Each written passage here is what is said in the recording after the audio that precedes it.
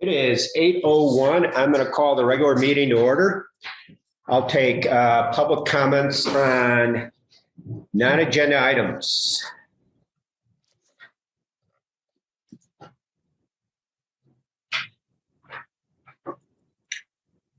Conflict of interest declarations. I'll start with Peter. I have none. Thank you. Get to ask. Bill Shropshire. Mike Wilcynski. Mike Ducennois. I sent a note to Susan last week on this American Bank parcel and to connect the dots. Yeah, She wrote an opinion to Tom and Ron, I think yesterday, was it? Yes. There's a hard copy of it. And based on the interview that Susan did with me, I sat down back and forth with email with her, and she's come to the determination I don't have a conflict on this project. It's one of those things where you have this big company, it's got lots of arms. I don't even know half the employees that work for Long Mountain Land Company, to tell you the truth. So you can read her letter. And Brian Wheeler. I have no conflict of interest today. I believe, but you never know what's going to come up. All right. Thank you, Brian. With that, we'll go on to the consent agenda. We have the minutes. We don't have the financial reports. Is that correct? Correct. And that would have been for a year end. It would have been for July. Year end was in. Oh, I'm sorry. Yep, you're right. Yep. And the sewer operator reports. Is there anything of noteworthy that would have been in your report? No, nothing that out of the normal operating procedures, no transactions that would rise to the levels for extension.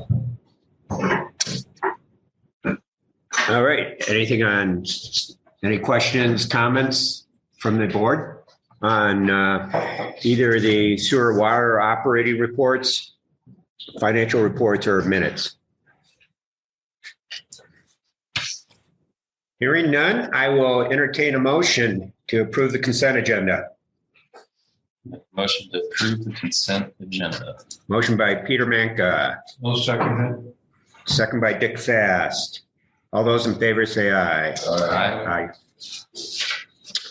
Passes unanimously. Business action items. The first thing is a 2021 mill rate certification. And I'll turn it over to Ron to explain that. I'm going to turn it to Terry. This is something we do every year to finalize the mill rate for the tax collection for our current bonds. Yeah, Ron put together the table showing the history of the mill rates. And this year you can see that both are down double digit from the prior year. And that's a result of the large increase in the taxable value of the properties included in the water jurisdictional area and sewer jurisdictional area. So for the water, we have the mill rate this year at 15.64. We have the sewer mill rate at 22.55 for a combined mill rate of 38.19. So what I need is the board to approve these mill rates. We submitted to both Gallatin and Madison County for approval of putting them on the tax roll for the 2021 tax year. Terry, I don't know whether you have this kind of data or not, is how much of the increase has been because of more building and how much is just to assess values of individual homes have gone up dramatically? I don't have that data available from what they submit to us. I suspect we could go through and compare properties that we've added, but I don't have that. I just thought you might know, so it's not really important for this discussion anyways. I'll make a motion to approve the proposed mill rate levy for submission to the county. We have a motion by Mike Ducennois. We have a second. Dick Fast seconds. Any further discussion? I'm just curious, how much did the mill rate go up this year? It actually went down. Yeah, it went down. Went down? Yeah. Okay. Because assessed values have gone up. Yeah. Sure. So it's approximately down 17.3%. We went from $14 million to $19 million of assessed value in the year. Bill, we're not going to pay less taxes, just so you know. The mill rate going down is not analogous with your taxes. Yeah. What was interesting, when you look at the sewer jurisdictional Or actually 30 to 38. area, it went up 30 and 23% between Gallatin and Madison County. The water jurisdictional area for Gallatin County barely changed, which is interesting. I'm not sure why that would be. They're different areas, so if you think of them in terms of our service area, sewer versus water, they are different. And I think that the big one's the fact that town center is not on the tax roll for the bond debt. And that guy in Gallatin County is in town center. And that goes back to that court order where they were not in charge.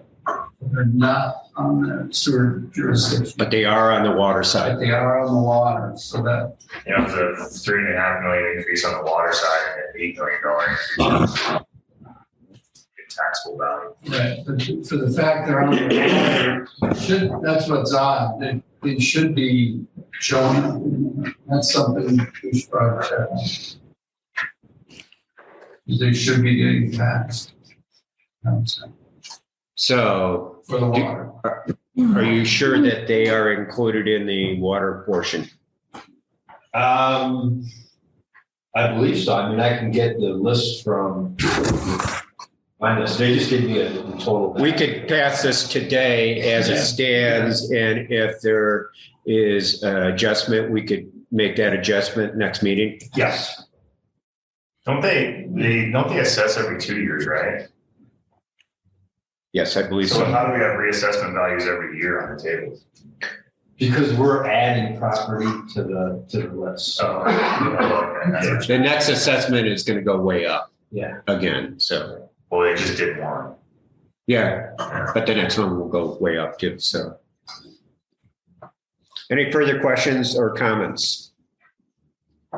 Any public comment on the tax levy proposal? If not, I'll call the vote. All those in favor say aye. Aye. Aye. Passes unanimously. Next is delinquent accounts for Gallatin and Madison County tax roll collections. Yeah, this is an annual process that we do to collect, to make sure that our water and sewer fees are collected at 100%. The water and sewer district by law can put any past due water and sewer fees on the tax roll based on what's delinquent at 6/30/2021. Here is the list of the accounts that are on the screen that were past due as of last week. I expect that list to be trimmed down probably to 5 or 6 in each county. There's a stack of payments sitting on the desk out there that we have to process, and I'm sure there'll be some in there. So this will be trimmed down, but we do need an approval to submit these to the county for collection on the tax roll for 2021. So you will submit from this list those that you haven't received payment for that are sitting on your desk now. Correct. You need a motion to approve Putting them on the tax roll. putting the remaining accounts from this list on the tax roll will be submitted to the county on September 1st. I'll move. Bill Shropshire makes a move to put all the outstanding delinquent accounts on the tax rolls. Do I have a second? I'll second. That was Mike Ducennois, seconds. Any further discussion? the list is about half what we normally notice each month, so That's pretty good. a AR. little bit of a surprise. Any public comment on this?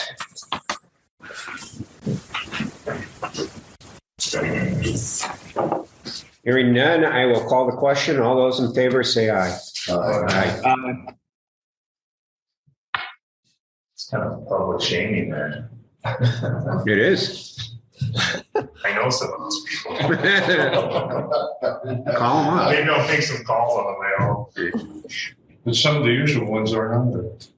No, they learned a lesson. All right, the next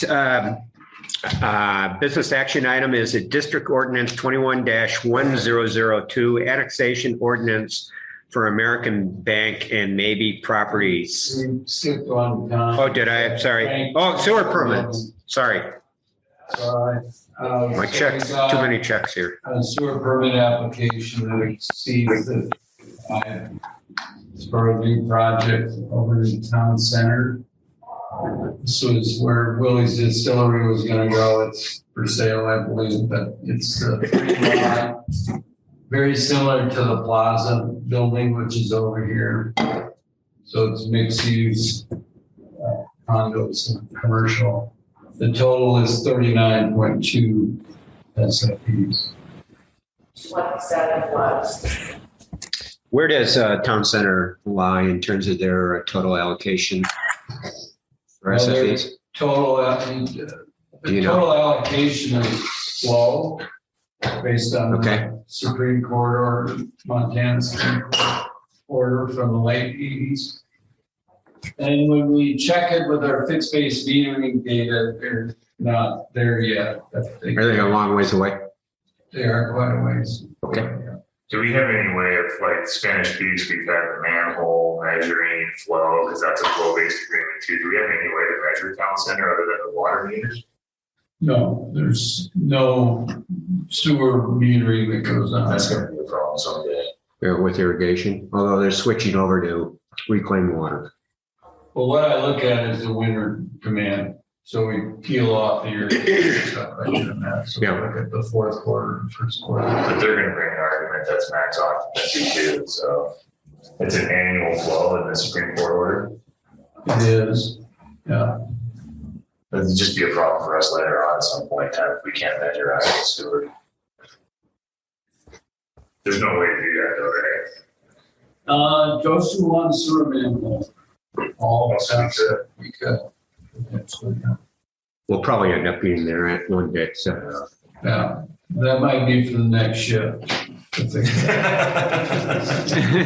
I think so. The graveyard shift, I'll have to sort that out. We've got plenty to do. Let's see an old business on point F and see where that goes. But right now you do an estimate based on. Correct, and we've done similar estimates with Spanish Peaks and now with But it's based on 2 quarters. where there's no irrigation. Ron, Powder Light, is this going to have to go through the same process? Powder Light. Lot 4? That already was approved. Okay. Oh, Lot 3, well, Lot 4 was already. Lot 4 has been approved already. Okay. Yeah. Lot 3, which will be coming. We'll have to- Board action. Okay. Yep. I would entertain a motion on this permit application for 39 SFEs. Dick Fast makes a motion. Mike Wilcynski seconds. Any further discussion? Any public comment? Hearing none, I'll call the question. All those in favor say aye. Aye. Aye. Now we go on to District Ordinance 21-1002, annexation ordinance for American Bank and maybe properties, the second reading. And I think it'd be appropriate in discussing that is to bring Scott Bucher into the discussion, because it's by Montana law, it is, we can annex in if we have excess capacity.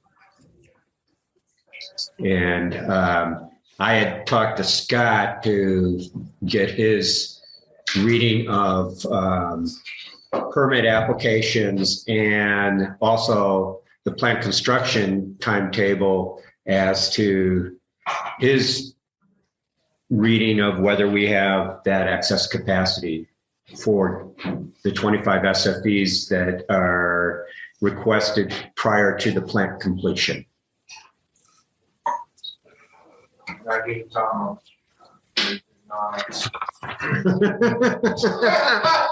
Well, thank you very much. Yeah, I'll pull up. Why don't you jump in right here, Scott, so we can hear you on the recording. You can sit. Thanks. I'll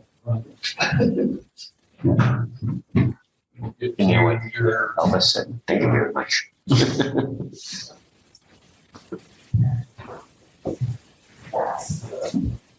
So I'll start with just a backup and background. Mike pointed out to me recently that the FAQs on the website still talk about where this project was in 2018, which would have been a year ahead of where we are now. Some of that, actually a year and a half, some of that was a conscious decision by the district to not race through design. And some of it was just EQ and permitting and just the way it went, project that side. So we're going to get that all updated.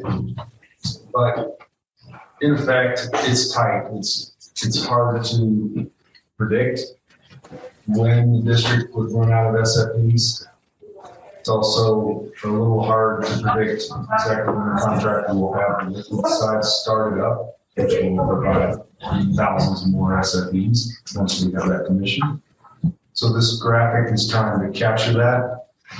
Those colored lines are showing your decrease in SFEs over the next 2 years based on different growth rates from 2% up top to 6% down in the purple. We've been at about 4% over the last 3 years, which would be the gray in the middle. That for the case and the contractor started up and commissioned the liquid stream where they're currently scheduled, which is February of 2023, you'd be okay. You still have capacity. So this vertical piece here is how much capacity you would have at the time the plant was, the liquid side was commissioned. If it was purple, if it was 6% between now and then, it's like just in time.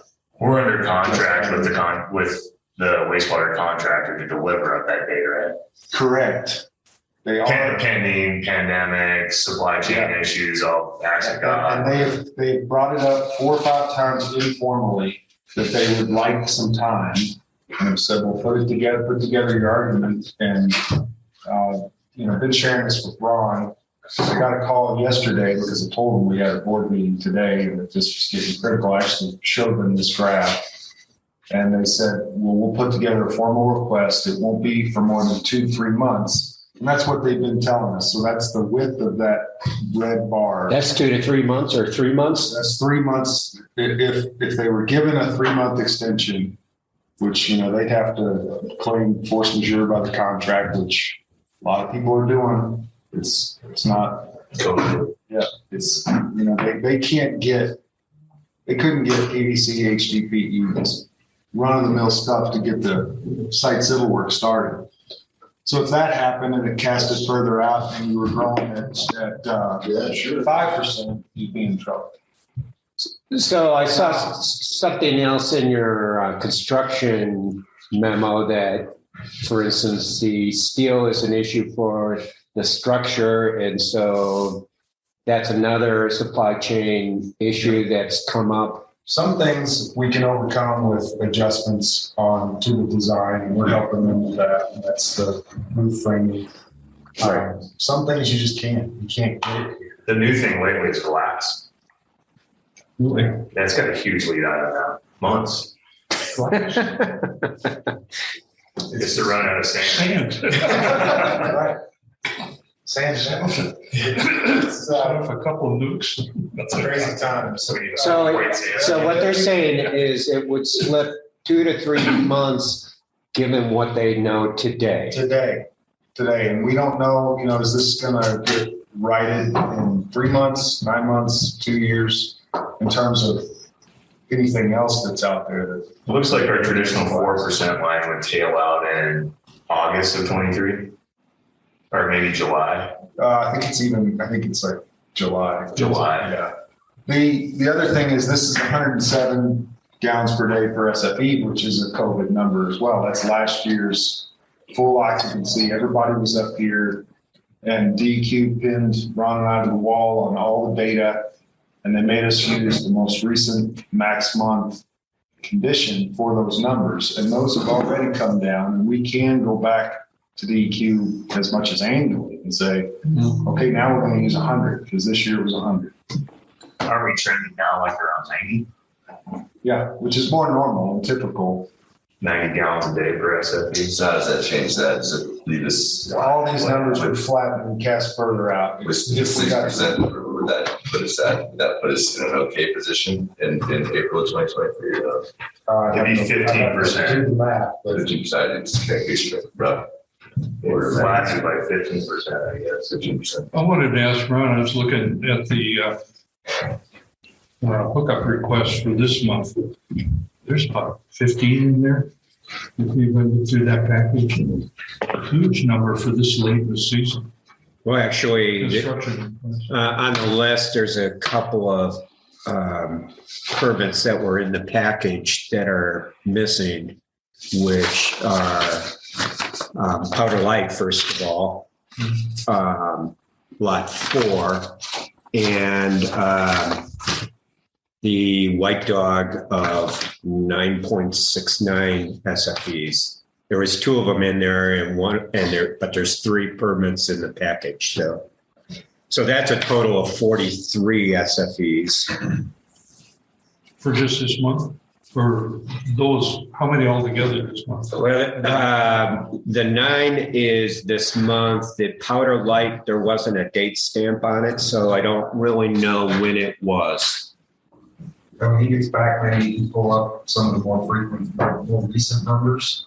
But 15 to 30, we get year roughly, depending on growth rates. The last 2016, it was like 10%. I think that was If we follow our current gallons per unit, which is 90, it's about a 15% reduction in that. It would take that 6% line and run it to July. I just did some quick math. It would take that purple line, that 6% line, and flatten it out, and we'd probably cross that red line in July. That's where you issue a SFP, but it's 18 months of construction before it's actually utilized and start seeing the wastewater come from that. Does that impact these trucks at all? Or do we have to, once we obligate? Well, it depends on the DEQ would say once you're obligated, you're obligated. Unless you have another opportunity before they actually turn water on and connect the wastewater to say, hold on. Which was our big problem, Belgrade's big problem. They were recognizing obligations against plant capacity instead of plant capacity to actual use. Those have always been our rules, though. So, I mean, those are the rules. That's the hand we're dealt with. So we have to deal with that. So that rules tell me that once we. Well, the DEQ says that once you're obligated, yes, that capacity is gone, whether they're hooked up. For instance, we've got a hotel, the Montage Hotel. They had a permit 3 years ago, and I would say they're flowing. Well, they might be flowing a little bit for testing, but that's about it. So that's our typical practice is to just once we obligate, we're good. No. Well, that's a DEQ's point of view. We haven't done that as a district. For example, there's a Supreme Court order on Town Center that allows for X amount of flow. There's Moose Meadows, Spanish Peaks that's contractually obligated to X amount of flow. We've never reserved all those flows combined in our plant, and some of this expansion of the plant is going to those commitments. I think the change is when they apply for a permit. That's when it's reserved for them. Okay. So since the town center, a lot of the build out has not been even figured out whether they're going to build or not. They haven't applied for a permit, so that is not reserved. And I think that's what you're alluding to. There isn't obviously a delay there, but whether you include that or not.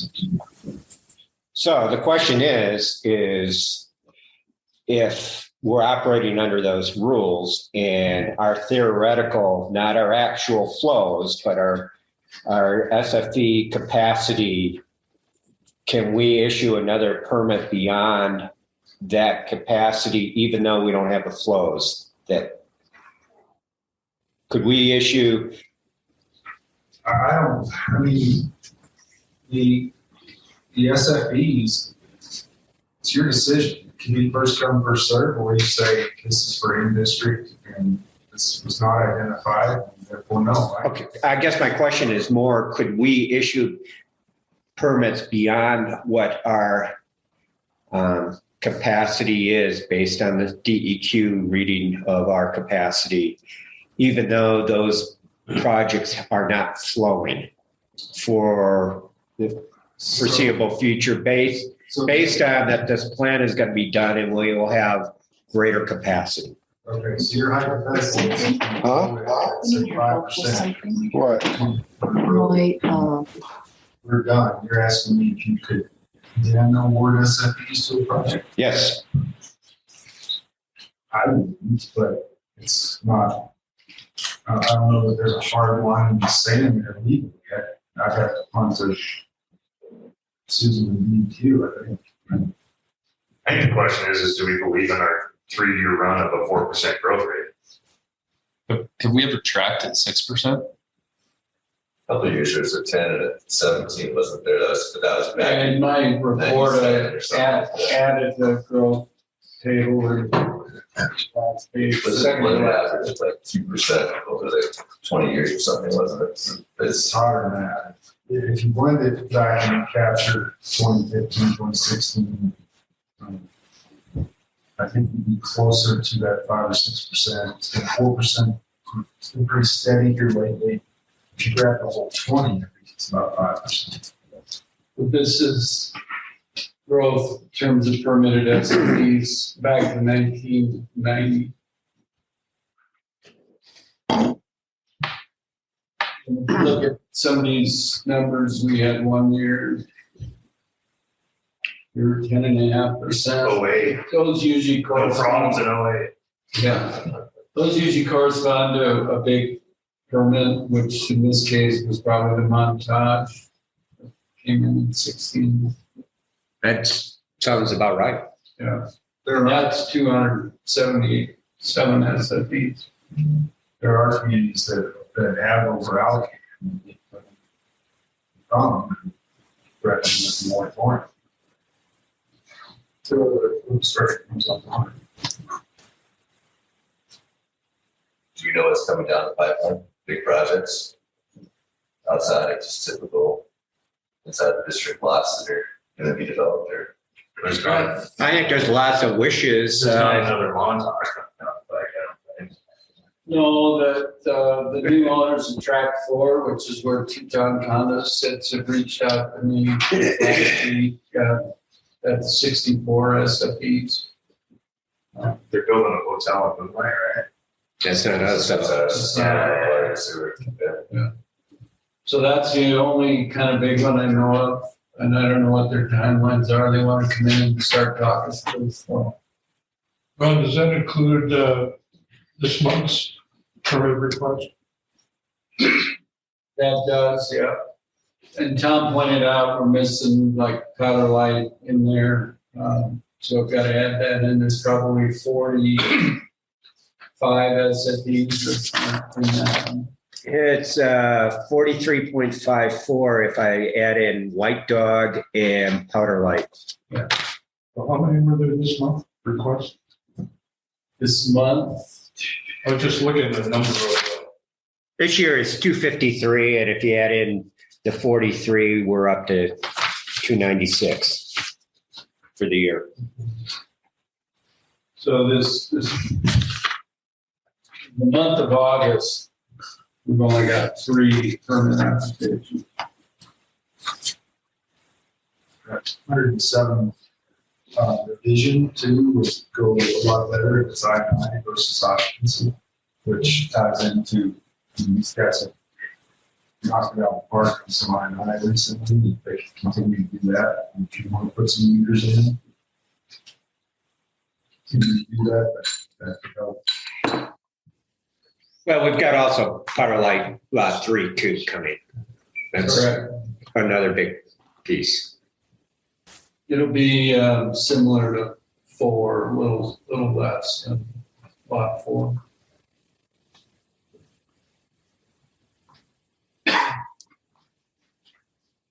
So everybody get your crystal balls, right? Crystal ball sitting on that table or the other table that Ron had up there. So I'm just reading through the packet here. I think our Lord designated reserve 25 SFEs for this project with a conditional will serve letter. Big Sky Community Housing Trust will not connect to water and sewer until the earlier of number 1, the date that the waste WRRF is complete, or August 1st, 2023. Oh, so they modified the language as a caveat to. So they want August 1st as the latest. They will not connect. It's like the earliest with that said. They wouldn't. Yeah. Until the they want August 1st as or when the plant starts up. So if the plant starts up before then. Sorry. Then we don't get that. Yep. So no later than August 1st. Yeah, Ron and I had a call for. This is the debate over. She was indicating that summer of 2023 is when they would be coming on. Based on their construction schedule, which is subject to the same construction schedule we saw in our wastewater treatment plant. So the likelihood of that is they'll have glass and PVC issues as well. It also says commitment of 25 SFEs would be released if the project does not get the LIHTC funding. So, but can you do that? Once they apply once we reserve it, I guess this is not a formal reservation, or is it? It says the commitment would be released if they're not granted funding. The question is, can you put the toothpaste back in the tube? Yeah. No, we did that.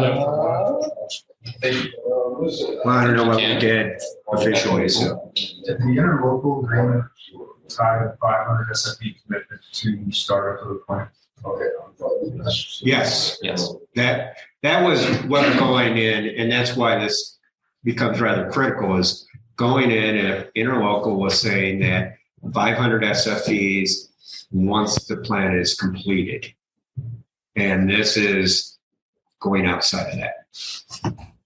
Well, kind of. I think they did, because the letter that they said, there's a commitment of they're not going to hook up until the plant's completed. So isn't that kind of one of the Or August 1st. or August 1st? Then we showed that April of 2023, and then Mike's numbers were July of 2023.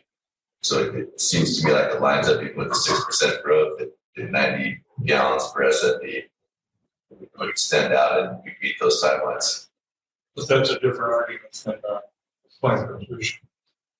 I mean, if you recall, we had a unanimous vote, the first reading before they put in the 25 SFEs. And then it was a split vote. Right.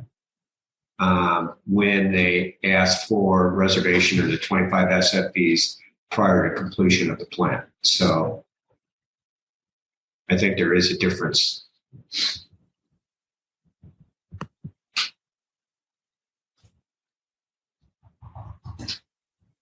They didn't do that to play cat and mouse. They did that to secure their LIHTC financing, their tax. Yeah. But once we approve that, then we open the door to other requests. Similar, asking for annexation before the plant's complete. If they pertain to affordable housing, workforce housing. Or anything else, really. No. I mean, it doesn't, our original agreement on affordable housing was once the plant was completed, so.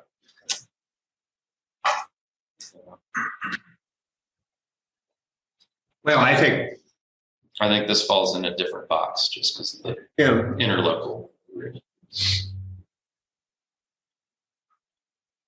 my, what it comes down to for me is whether you believe that we are not going to be forced into a moratorium issue before the plan is completed. And whatever you believe in terms of the crystal ball that, Scott has laid out for us is scenarios. He's laid out scenarios, and whatever you believe is the most likely or possible likelihood of building in this town. Is Susan on the phone? Yep. Susan, can we put the toothpaste back in the tube? Is the recommendation for the rewrite of the language in there actually something that we can enact, or do we need a memorandum of understanding of giving back those SFEs if we don't get to the end of the plan or whatever? I'm sorry, and maybe I need you to So the question is the new language in the ordinance to annex American Bank, they've added language in there to backtrack if some conditions don't apply, meaning we would commit to 25 SFEs potentially on a approval of this ordinance, but they have language in there that if then statements like later on, if this doesn't happen or that doesn't happen, that the housing trust is willing to give those 25 SFEs back, meaning if the affordable housing project blows up and no one does it and it turns into a commercial strip mall down there, are they still obligated to those 25 SFEs, or can we, in this ordinance, it says they're going to give them back? Is that something that's legal for us to pull those back from them, or do we need a separate memorandum of understanding, or can the ordinance stand as it is? The ordinance can stand as it is. Let me ask you another question. What if this plan gets blown up or has some hurdles in it, and Lone Mountain Land Company decides that this is not the right place to develop this project? Is this dependent on affordable housing being in this annexation, or could they, again, shop this because this is a change? It's in the ordinance. It's community housing trust. It's go to affordable housing. That's what our ordinance says. Right. Again, I'm going to say we wrote it specifically so that we could address these issues. If something blows up, we get to enforce the ordinance as it's written. Does that help your discussion? But you're saying it has to be affordable housing if this is approved. For this amount of SFEs, if it gets changed out to something else, the land is still annexed, but we don't have any agreements as to the delivery of SFEs.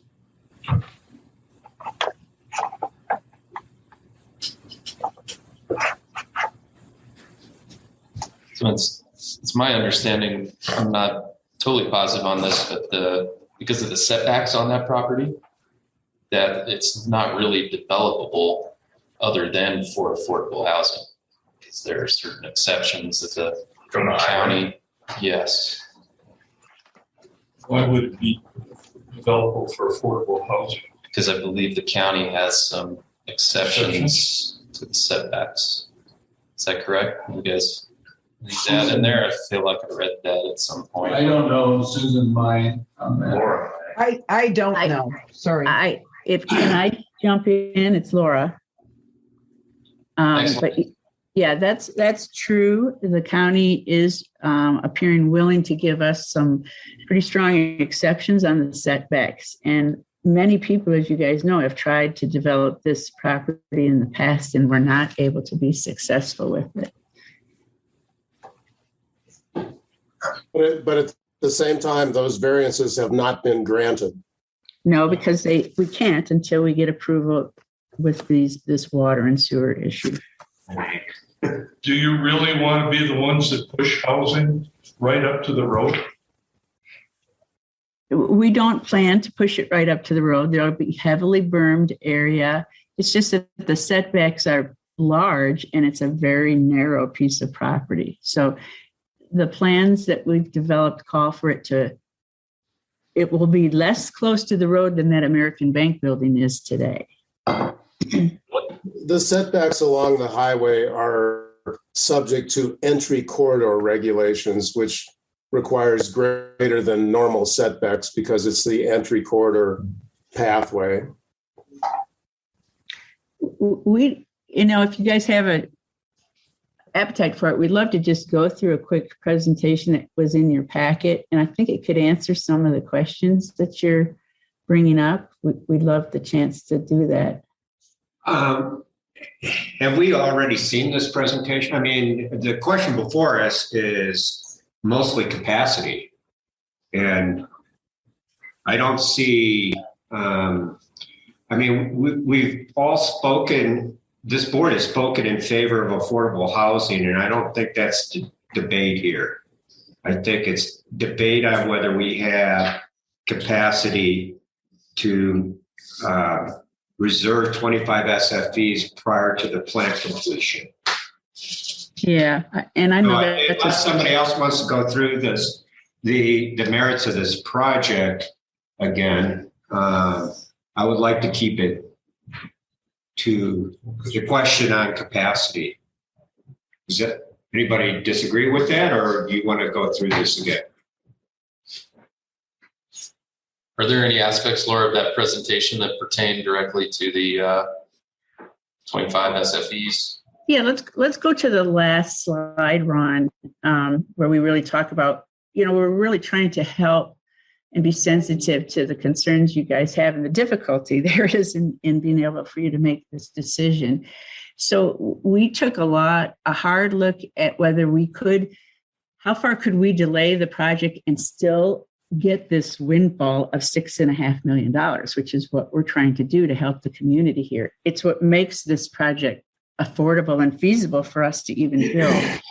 So in doing that, that's why we put this bullet in here about we could delay the project as late as August 1st for a hookup, recognizing that gives you at least 90 days past the latest completion that's currently forecast for your plant. We're just trying to buy more time to not have the community get into trouble with having capacity here.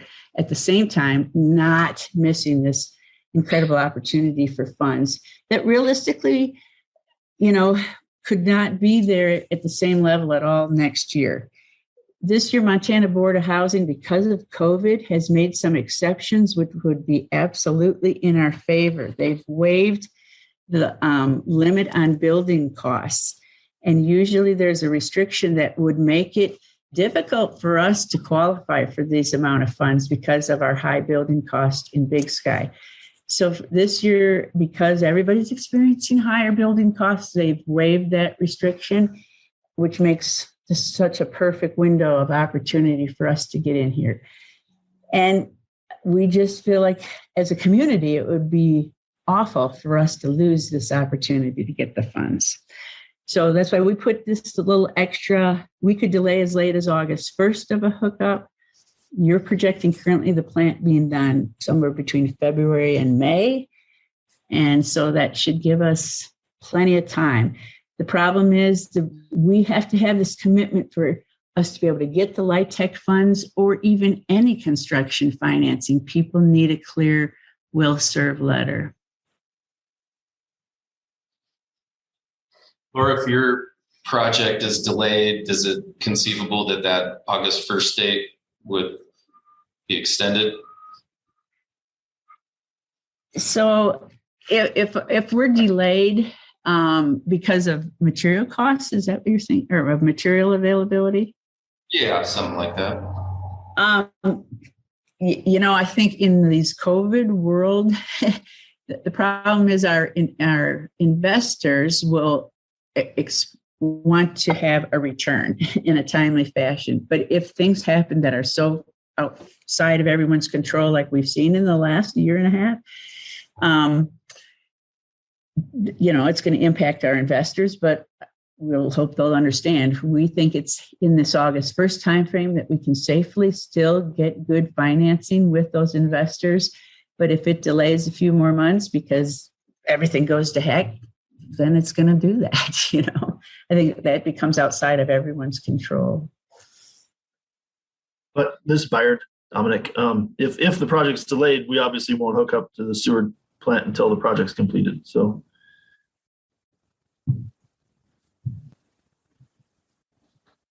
We're trying to align construction schedule and design so that it tracks with the construction completion of the plant. How does DEQ see the 25 unconditional will serve letter? How do they view that as compared to it's not going to be connected until August 1st? I mean, so that going back to the commitment time frame. If we say we'll commit to 25 SFEs, does that mean they're essentially gone and they're accounted for, or are they not accounted for until August 1st, 2023? Against the cap. I'm not the guy to answer that, so. Scott? Ron, I just lived that. Last fall. They won't count. They don't, they will micromanage month to month or quarter. We talked about that, but angel is definitely the final letter from them. I'm checking annually from the plan. SFE commitments. Don't we have a perfect out on the ordinance for all this risk we're talking about? Well, the language in the ordinance, Susan said we could claw back the SFEs anyway. So if the if-then statement is we don't have capacity or the plant's not ready to go or whatever, we pull them back, right? I don't think we can claw those under those scenarios. I think she's saying that if the LIHTC funding is, they are not giving the LIHTC funding, it's going to be delayed, that they will release those 25 SFEs back to us. And I think it's really a timing issue, because we still would intend to complete this project, whether we get LIHTC funds, which we feel 98% comfortable we're going to get those funds if we have this will serve letter. But if we didn't, we're still going to find other ways to finance the project. It will just be delayed. And so the 25 commitment won't be relevant at this point in time, because we won't be hooking up till whenever your plant is complete. So we eventually intend to complete this project no matter what.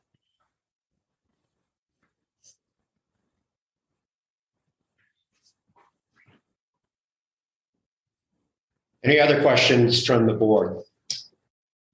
What happens if somebody else comes in 3 months and wants to build affordable housing and wants 100 SFEs before August or before July? The way, Bill, the interlocal agreement is set up, that has to go through Big Sky Housing Trust. Those SFEs that have been dedicated, we're kind of the gatekeepers of them. And so I can tell you that no one has been talking to us about wanting to do that in the near future.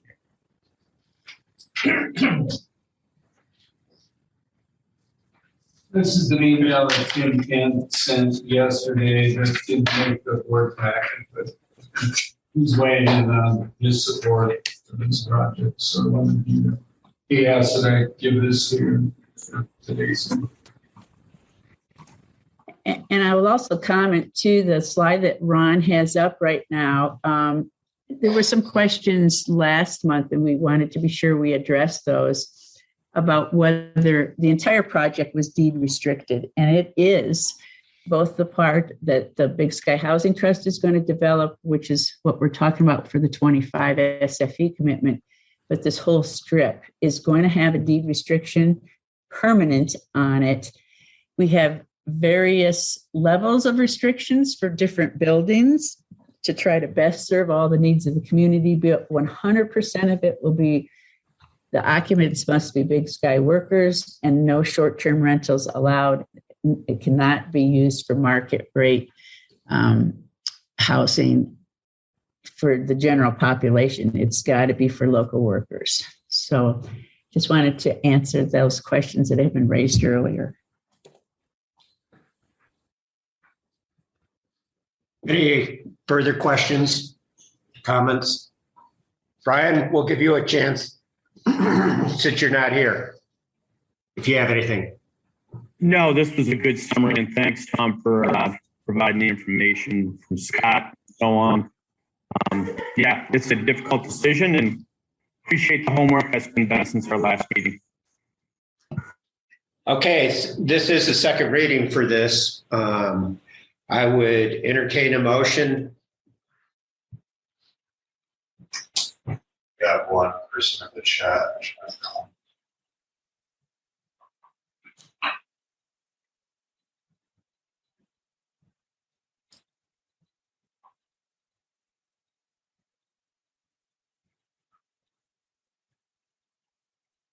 I don't understand the question. At all? Not that question. Which subject matter are we as the question? Hello. I think Tom summarized it. Tim's letter is good, but I don't think if any of us disagree with that. The issue is the capacity. Yeah, we all, I think everyone on this board is in favor of affordable housing. The question before us is, do we have excess capacity to annex in this prior to the plant completion? I personally believe it's not stable. 30%. Oh, well, yeah. It's founded in data. It's Yeah, founded in no. our growth rates. And that's why it's founded in the wall that's coming up ahead of us. That's why I asked Scott to weigh in on this, is because rather than the side issues of whether this is the right project in the right place, it really comes down to our key question is, do we have excess capacity to reserve these SFEs prior to the plant completion? Or August 1st is what we're offering. Laura, Mm-hmm. there's more discussion now. If we accept the 4%, which I think Scott's suggesting, we're down around 200 in the best case by July. Was that July 23? I think it was April 23 of the map, on that chart. I was at the 107, and if we were looking at 90, that could extend into July. I think is what we were looking at there at the 6% rate. Yeah. If you can't lower the 107 between now and then, and grow it more at 5% per faster, we'll run out of SMBs right at that start. If there's a moratorium that we're put into a moratorium at that point in time, that would happen at that same, June, July 2023 time frame. That would be my interpretation. Say time out. 2 or 3 months here, we started mission accepted by the district. Tom, you introduced the word moratorium. I have not heard that word used in this discussion before. Is there a possible moratorium that the state is considering? Or is this just another speculation? Well, I think it's speculation. Well, it's speculation, but I think the state definitely was contemplating that. They did it at Four Corners. They shut them down on new connections. Based on what we've already talked about, that we would never permit one project run here if we had to have enough capacity in our system for full build out of big scale. We'd never have. And it's not a reasonable expectation for any community to have capacity for their town in 50 years online. Mm-hmm. So over time, we issue permits as projects come together in our district. And the state was arguing, well, no, you can't create new subdivision obligations with these capacity letters without having that capacity built. Yeah. So the state could come in hard and say, no, we don't think you have the capacity to issue any new permits. You need to expand, which we're actually working on with the new plan. So if they did that, yeah, it's possible they could shut down development or do permits. And we have a potential project of 900 SFEs sitting up here out the middle for it, that they could come in with those that are already in the district in the next year or two, if they want to push ahead with one of those projects and got the approval from the county. Is that correct?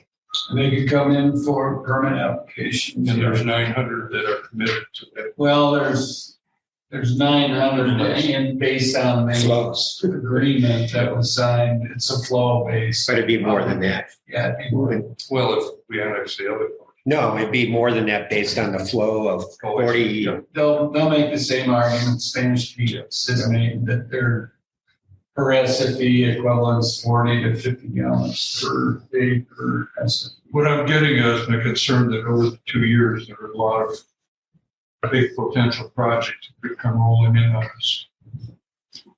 And that would then put us into a moratorium because we wouldn't have the SFEs. Yeah. It would be, if the state didn't do it, we'd have to do it. We couldn't issue additional SFEs. Is that correct? If we run out? Based on. Yeah, I mean, this is something you evaluate with engineering, looking at, every year we look at how many gallons per day per SFE are we averaging. I thought we'd see a bigger bump with the way occupancy's changed around here. It's the pandemic lifestyle that's going on, but we're still around the 80 gallons per day per SFE. Some of that we get back with ion infiltration improvements, so that helps us. But yeah, at some point, the district might have to pump the brakes too. To get the new plant online.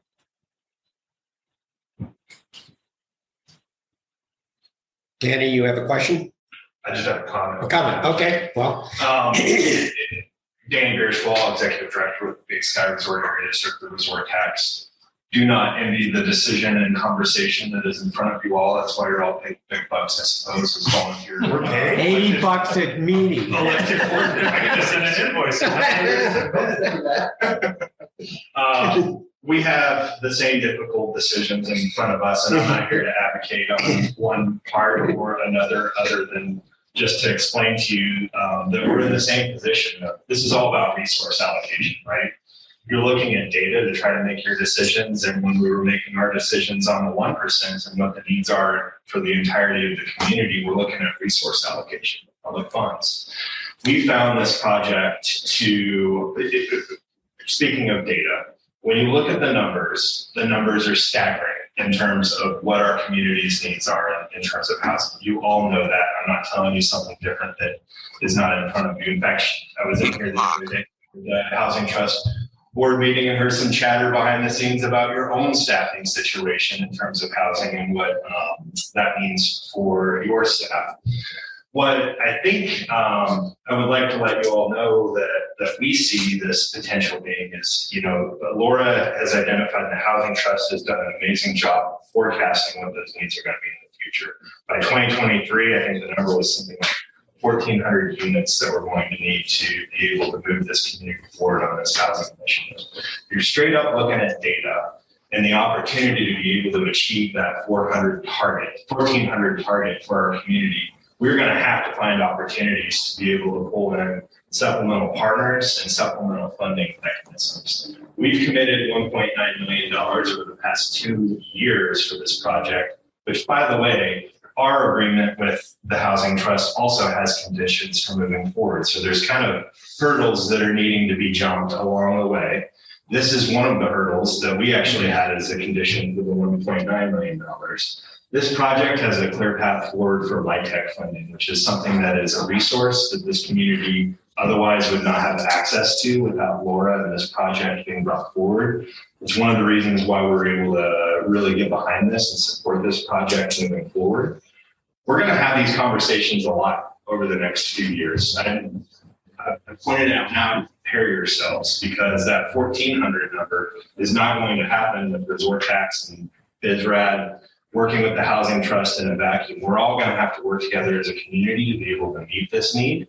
And this public-private partnership that has been established here is different than we've seen in the past. It's awkward. It has an element of the unknown because we haven't done it before, but we're going to have to be able to find partnerships like this to be able to move forward and address the housing need within this community. So I do not envy your decision. I understand it's a straight data decision at this point that you are considering. I just wanted you to know that we too have resource capacities with public funding that we can commit to these types of things.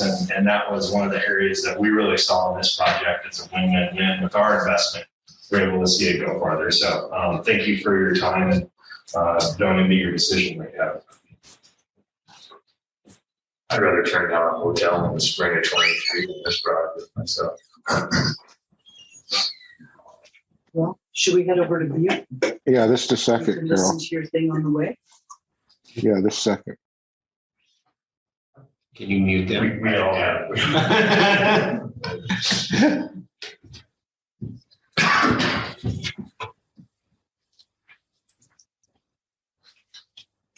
Well, the question is we don't have a motion on the table. And so unless there are more questions from board members or comments, I would entertain a motion for approval of the second reading. Well, you should spend a minute talking about what's in the second reading. For the fact that the 25 SFEs that was in the last meeting, the version of that ordinance did not pass. This dropped us back to the reading that did pass. No, it did pass, Rod. This one did. Hey, this is Brian. I would make one comment on this. I'd make two comments. Number one, before this is delayed or dies on the vine, I would ask, well, first I'd comment this. It is concerning to me that 25 SFEs could be the tipping point that we're that fragile. And I just want everybody to consider that. I absolutely hear the capacity coming from Scott, and we have all the faith in Scott. But the second item, we're going here, is there anything, rather than let this just die without a motion, because it's obvious the board is concerned. And since we don't have a motion on the table, is there any modification that we can make to that second reading? And I would reach out to Laura. I know that you wanted to speak a little while ago, but just ask, is there anything we can do with the board? Say we don't have a motion, Brian. Ron's just capping the ordinance for us. So if this 25 SFEs needs to be in here, that would be an amendment, which puts us back to a first reading an ordinance with change. 25 SFEs was in the last reading. It was in the last reading that was. Gentlemen, this is Susan. I went back like Ron did and I re-listened to that, and you discussed it thoroughly, the 25 SFEs. And in the end, your motion was to approve this ordinance that did not include the 25 SFEs. So while I had the same thought you did until I sat and listened to the debate a month ago. So if you want to, you have options. Your options are to proceed with the second. I was at a different meeting, yes. Yes. So I know you listened to the meeting, but that's not what I thought the vote was. So. Okay, for the sake of Susan, you're about ready to tell us options. Well, you can add it in here, vote on that. If it passes, it's the first reading. First reading, right? And it has been confusing. She's muted here. What's the name of that project? It's not Powder Light, is it? American Bank, I think it's been called. The American Bank maybe properties. We'll go up there. It's Riverview. This petition says go up higher on the Powder Light South. Well, Susan, thank you for that clarification. That what we voted on last time. It was a lot more polarizing than we thought. So Dick, that's a good question. So the petitioner for the annexation was that HF Powder Light South for the whole thing, which was the maybe parcel, which is the 4 acres east of the bank, and it included the housing trust Riverview. The petitioner was this entity right here. So that's That is Powder. I thought Powder Light was all. right. And I didn't put a Outside. copy of the annexation petition in the packet because you've seen that before.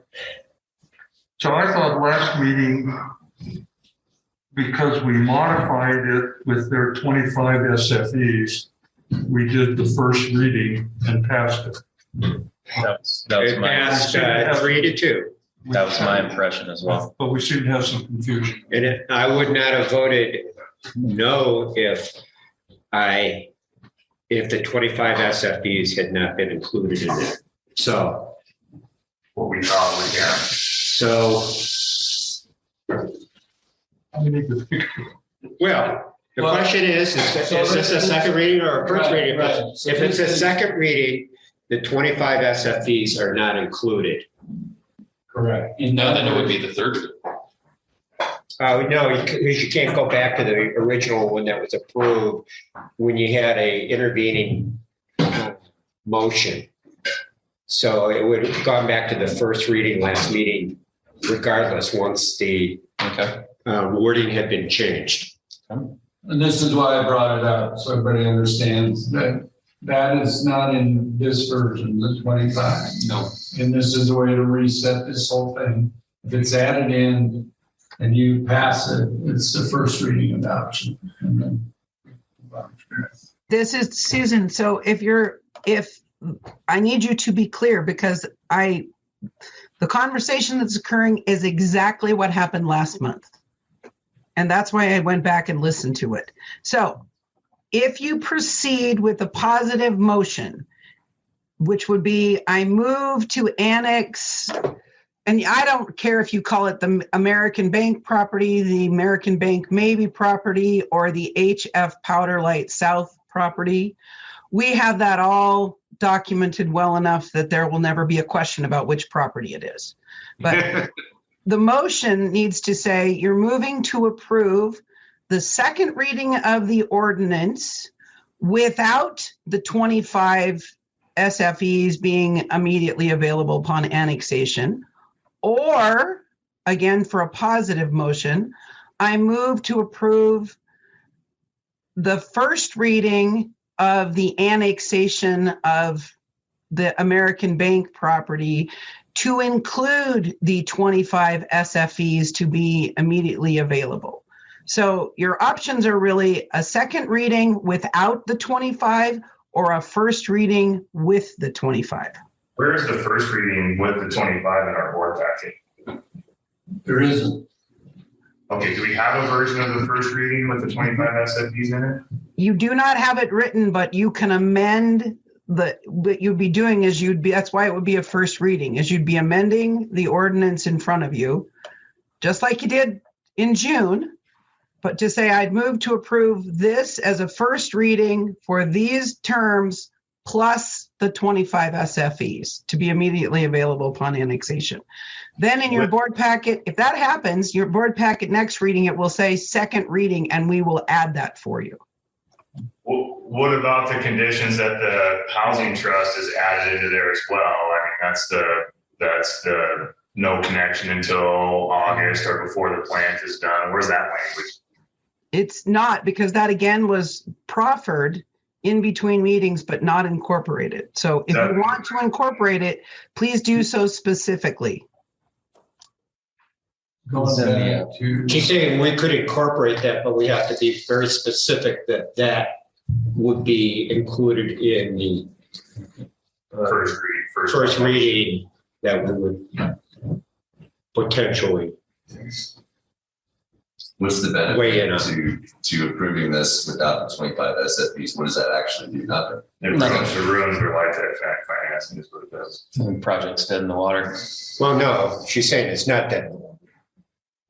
they'll get financing somewhere else. Yeah. And that's what she stated. It'd just delay their project. This is Brian Wheeler. I just want to ask one thing. We had a unanimous vote on our first reading.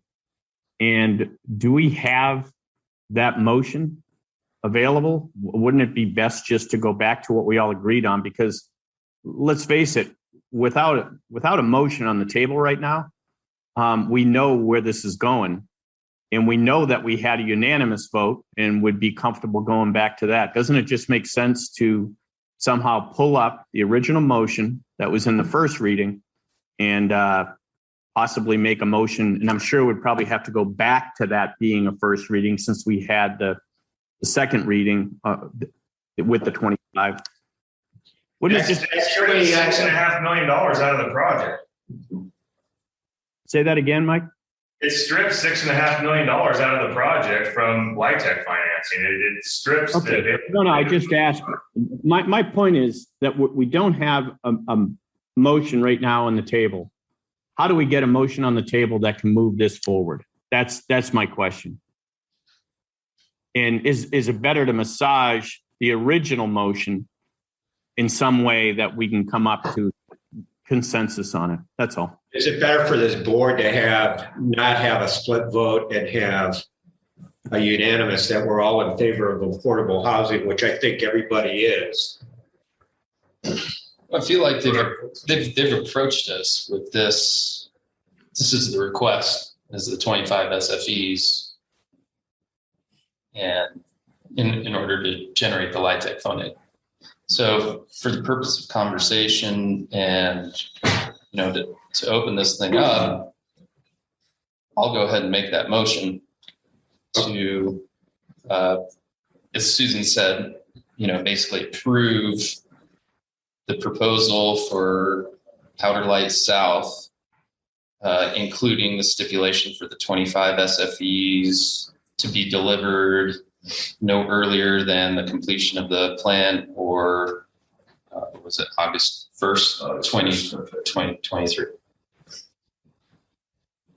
That's your motion? Yes. So we have a motion from Peter Manka. And I'll ask Ron, can you, at the end of this, could you, before we take a vote, would you just reiterate what the motion is so there's no confusion this time? But do we have a second? I'll say. Mike Wilcynski seconds. And just to clarify, this is the first reading. And this is the first reading of this motion. Susan, wait a minute. Does that make? Susan, does that motion fit the description that you gave us for the first reading, including the 25 SFEs? Yes, and I assume that the movement was intending to not include the housing trusts returning them if they don't get used. I took that as a specific intention not to include that, but yes, the motion is sufficient. Was that a specific intention? Yes, that was part of the stipulation that if the LIHTC funding is not granted, then the SFEs are returned.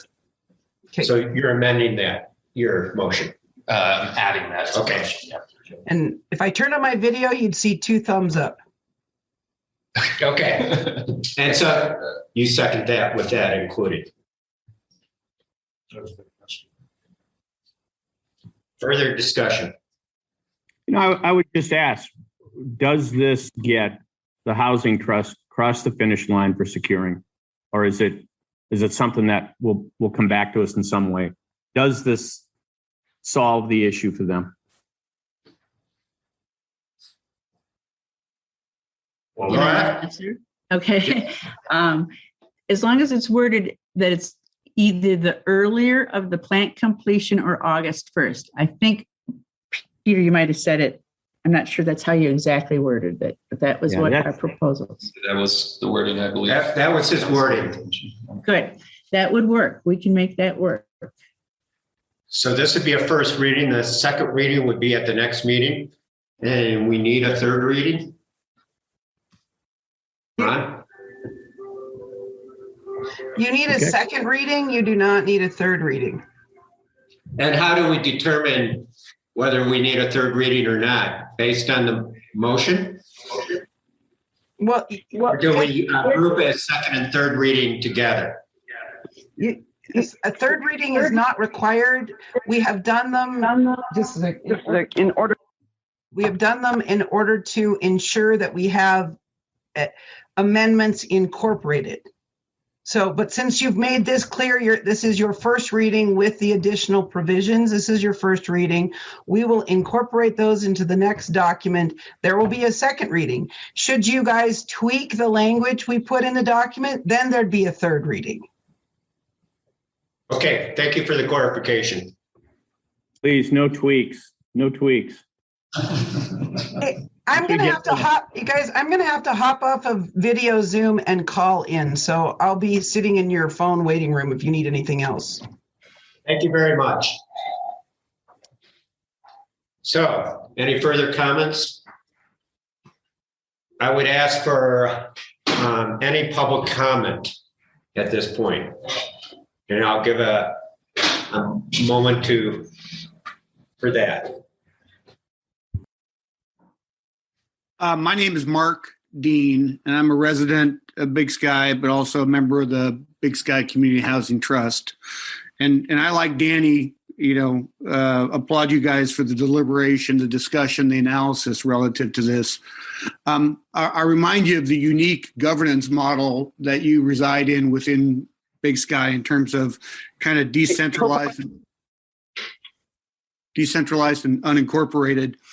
And I remind you that because your constituency has expressed a lot of support for this project in many opportunities with rapidity.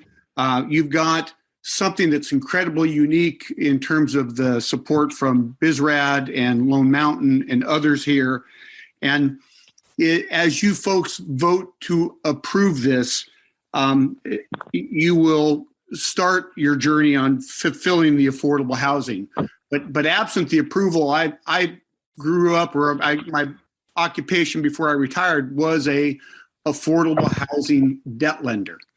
Absent this approval, you would not be able to help fulfill the needs in Big Sky for affordable housing until after your plant is complete. So you're not kicking the can down the road on affordable housing for 6 months or a year. You're kicking the can down the road until after your plant is complete. So again, I think you've deliberated and you've got great analysis. You're in a position to make a reasonable and prudent business decision as to whether or not to support what your constituency feels important, which is the development of housing. And, I thank you for the time.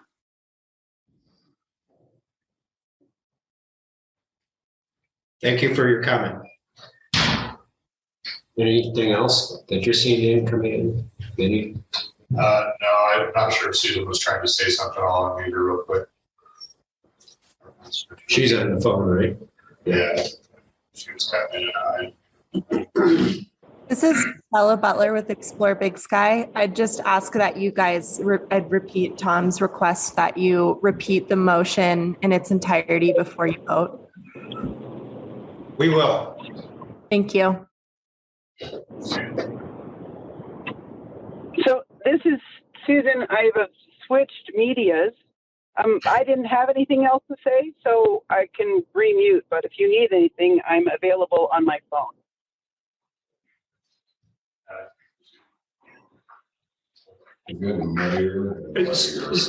So, who should we have repeat the motion? Should we have Susan, as she understands it, repeat the motion so that there is no? I think that would be appropriate. Could you give a shot at that, Susan, since you're going to be writing the documentation on this? Can you hear me? Yes. Good. I'll give it my shot. What I believe the motion is to pass the first reading of the annexation ordinance with all of the conditions that have been written, and to include the district's commitment to provide 25 SFEs immediately upon annexation and to include the housing trust, a commitment to return the 25 SFEs if they don't get the funding that they are currently applying for. And I think it's LITEC, but I will clarify that before I write it. I believe you are correct. Great. I'm going to remute, and I want you to know my multitasking is at its limit. My apologies. I know this isn't the time for public comment, but I think we're missing a key component to the motion as it was proposed, which is that the Big Sky Housing Trust would also commit to not hook up until the earlier of the completion of the expansion of the water and sewer plant, or August 1st of 2023. That is correct. Did Susan get that? She did not. So Susan, did you get that? I have it now. Thank you. So if I'm understanding your motion, that would say the entire 100 SFEs could connect on August 1st of 2023 under your motion. No. Just the 25 SFEs, the 75 SFEs is based on plant completion. And that was Lone Mountain Land's portion of the SFEs. So do you have that, Susan? Is that this August 1st date is only for the 25 SFEs, not for the entire project? I've got it. And then one more important. And is that what you understand the second is? Yes. Yep. Okay. And then one more important aspect is that the 25 SFEs would be released back to the district if the LITEC funding is not granted to the Big Sky Community Housing Trust. Correct. So everybody have all their say in at this point? Brian, you're good with the vote? Good, thank you. Okay, I will call the question and I'll take a roll call. Dick Fast, how do you vote?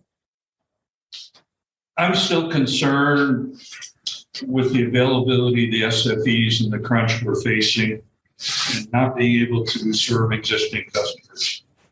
The line we're looking at is just too tight for me to be comfortable with. I'm also concerned with the precedent we're setting, which potentially opens the door to other developers or concerns or interest coming in with requests for more SFEs for affordable housing.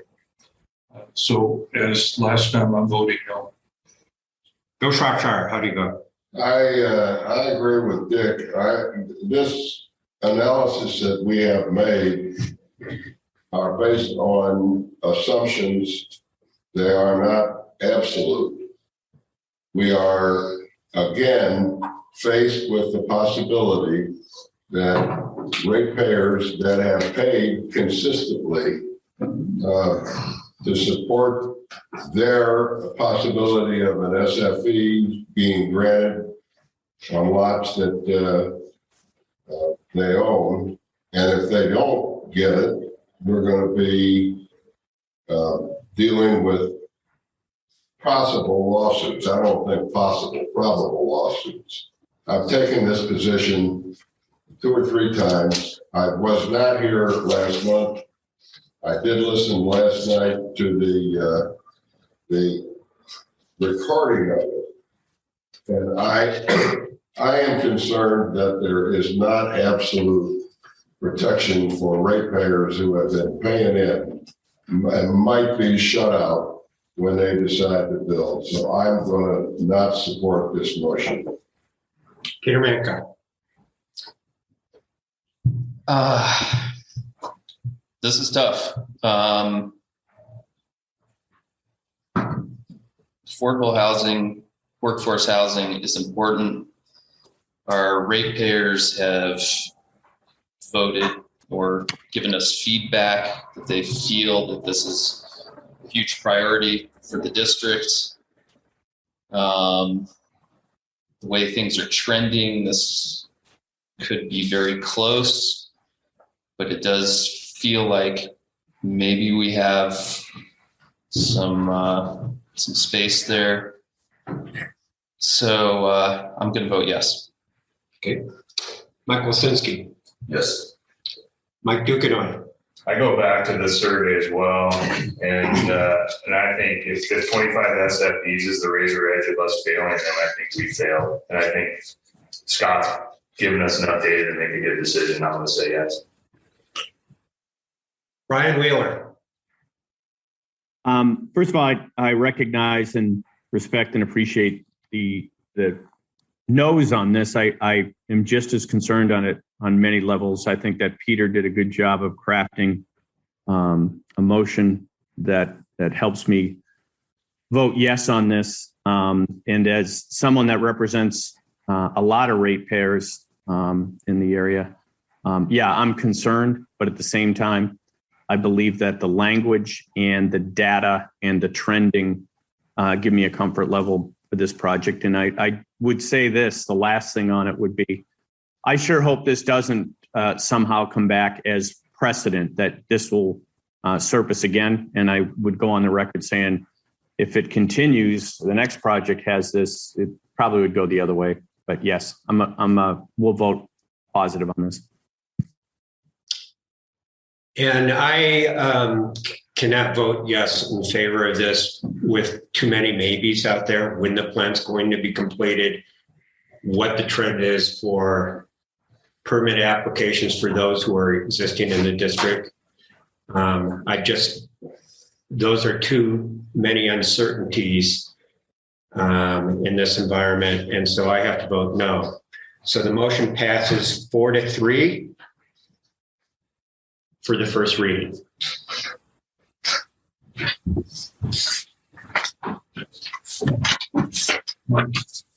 I sat back and figured out at $80 a meeting, I'm like 18,000. And subcommittee. You should send the invoice. And subcommittees, I get it. We get 90%. Should we all work up invoices? Not the budget. All right. So I had a request. How many years is that? I had a request from Dick Fast, is that he needs to leave by 11:30, and he was wondering whether we could hear the presentation on the Flatiron PUD. I don't want to bump Ryan and Scott. Okay. Oh, you don't? All right. No, but after that. After Ryan and Scott, could we go to Flatiron if they are going to be here? If they're on the meeting, I don't know yet. If that's okay with you. Would that be okay? Yeah. Okay. Do you make a motion to change it? I don't think so. Okay. Dick makes a motion to change the Flatiron PUD presentation to be after the sewer and water investment charge analysis and the capital improvement plan projects. I'll second. All those in favor? Aye. Thank you. We're supposed to do that, right? We've Yeah, never done that's it fine. in the past. When we change the agenda? Yeah, we just always The change order of the agenda, and that, but Yeah. that's fine. Make it formal. It's all good. Both ways. Yeah, that's fine. So with that, we will go to Ryan Graff. Thank you, everybody. I should be fairly quick. I had an opportunity a couple weeks ago to be, and I put the wrong date on there, I see, but today is the 24th, not the 25th, but to be up in Big Sky. And so I sat down with Ron and Scott. We ended up talking with Susan as well during that time, and just did some final quality QA/QC with the water and wastewater investment charges. And so what we do have before you today is just our final recommendations with a brief update on what has changed. So on the next, go to the next page real quick, Ron. So just a point of understanding is, does this require us, we can adopt this, but it has to be on a action item? Right. He's going to show you kind of the high end of this recommendation. If the board wants to put something forward that's less than this, it gets rolled into our rate resolution for adoption, become final. Okay, so there's no rate resolution in this packet. So it'd be next meeting, and we'd have a resolution if we are in favor of his recommendation. Sorry, Ryan, go ahead. No, I think that's a great point. So kind of as part of the next steps, and maybe to jump ahead, it would be giving direction from the board to incorporate this into the resolution for consideration at the next meeting. And then on our end, we actually are going to be putting together the formal written report to document everything that we've discussed and identified over the last few months. But as part of the final QA/QC process, we did go back and look at that level of service. And this is really, I think, kind of goes hand in glove with what you were just talking about, right? What coming from DEQ, the conversations with DEQ, and what the district's established SFE is. We've been using 83 from the previous analysis, but we have now since updated it to the 107.5. That is kind of what the standard is at this time. We looked at consistently applying that to both the water and the wastewater investment charges and then Ron and I also did kind of dive into some of the data on the irrigation to make sure that that was there wasn't anything we missed there. And so there are slight changes on the irrigation side. But what that ends up doing then is basically saying that it's anticipated that new users, because they're taking up that 107 and versus the 83, need to pay for an additional capacity associated with that additional usage.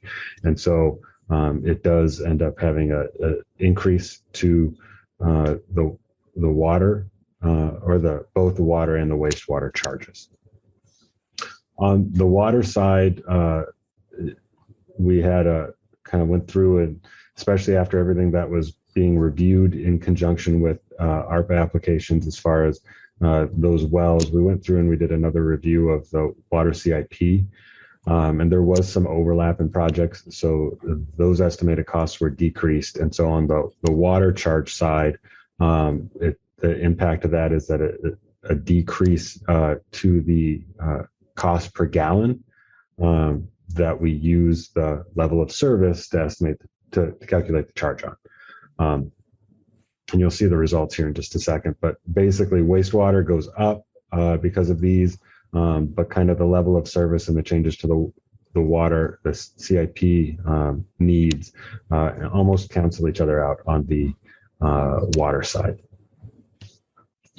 On the next, we did also talk with Susan on preferred approach for how we look at the kind of the two levels of charges.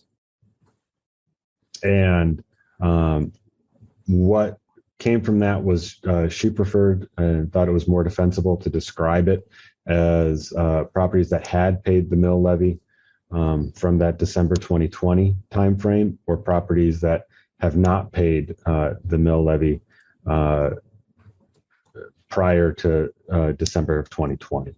And so that's really the distinction that would be applied to the different charges in the rate resolution. So with that, here we're showing what the draft was and then the final recommendation. And as Ron pointed out, I do look at these as maximum supportable. And so if as a board, you feel that it is more prudent to reduce these for the good of the district below that, I would just say that you should not, I would not recommend that you charge more than these you see before you. 6170 for those that have not paid the mill levy prior to December 2020, and then 5410 on the sewer side for those that had paid that mill levy then or earlier. Ryan, did you say that water went up as well in your recommendation because of the 107.5? Yeah, if we look at it, it goes up. How did that happen? Why would that happen if it's on the water side? Well, we're using a consistent usage there with the basic understanding that at a minimum, people would need to pull at least as much water from your system that they would then send down the drain. So it takes out the beer factor. Right. Just recognizing that really when you think of the grand scheme of how water is used, drinking water via bottles and or other beverages that then gets flushed is really the most minor of uses as opposed to showering or laundry or those types of. It's a bad joke. So. Right. Well, the beer intake. I thought it was a pretty good joke. 2.5 times the amount. Thank you for answering that. Yeah. Most people don't have as many kegs as I do sitting around, so I kind of negate that one. That was a bad one. But on the water side, what it ends up doing is it's fairly consistent still, just because the decrease in the CIP offsets the increase in the actual use. And so while you're charging them for more use from the system, without the future cost values incorporated into there, it's a lower per gallon charge. And so the increase on this is relatively minor compared to the sewer side. And then we also, if there's no questions on further questions on the water, on the irrigation, we are recommending that because irrigators do place a strain on the system, particularly during peak, that we have the charges that you see before you, and that's just would be based on the size of irrigation meter that they would pull. Based on feedback that I recall and others from the last meeting as we talked about it, we were suggesting that you could consider holding that 3/4 inch even though it didn't sound like you had very many irrigation meters at the 3/4 inch. So if there's a residential that's irrigating, you could hold it at kind of the standard value of an SFE, which is 2160 if you so desired. Again, going to the point that these are maximum supportable and not necessarily end all be all final calculations. And you do have discretion to reduce from there if you so choose.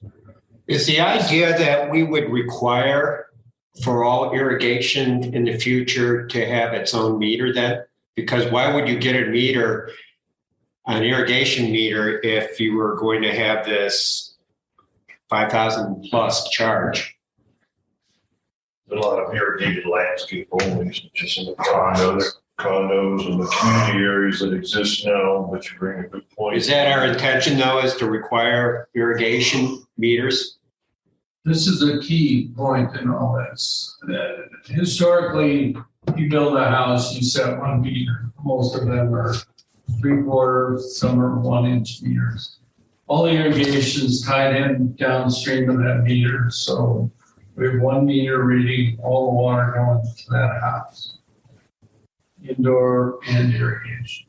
If we're I'm not a big fan of requiring single family homes to have a second meter. I don't see the value in that because we're able to read all their water usage in the first place. Right. So now we're adding another piece of gear that we've got to maintain. And we don't really need it because you're going to get all the water going through that. I think this is fine for applications that are strictly irrigation, common space stuff, coming off condos, commercial buildings. But for a single family home, I don't want to be adding a second meter. So we would need a definition of the circumstances requiring an irrigation meter. And what would that would be condos, commercial. How do we define that separation? Would it just be that? Townhomes, condos, commercial, or common space irrigation? And then you got park spaces. We get requests to put 2-inch meters to water green spaces in town center. What you're going to have is a park with 400 zones of irrigation.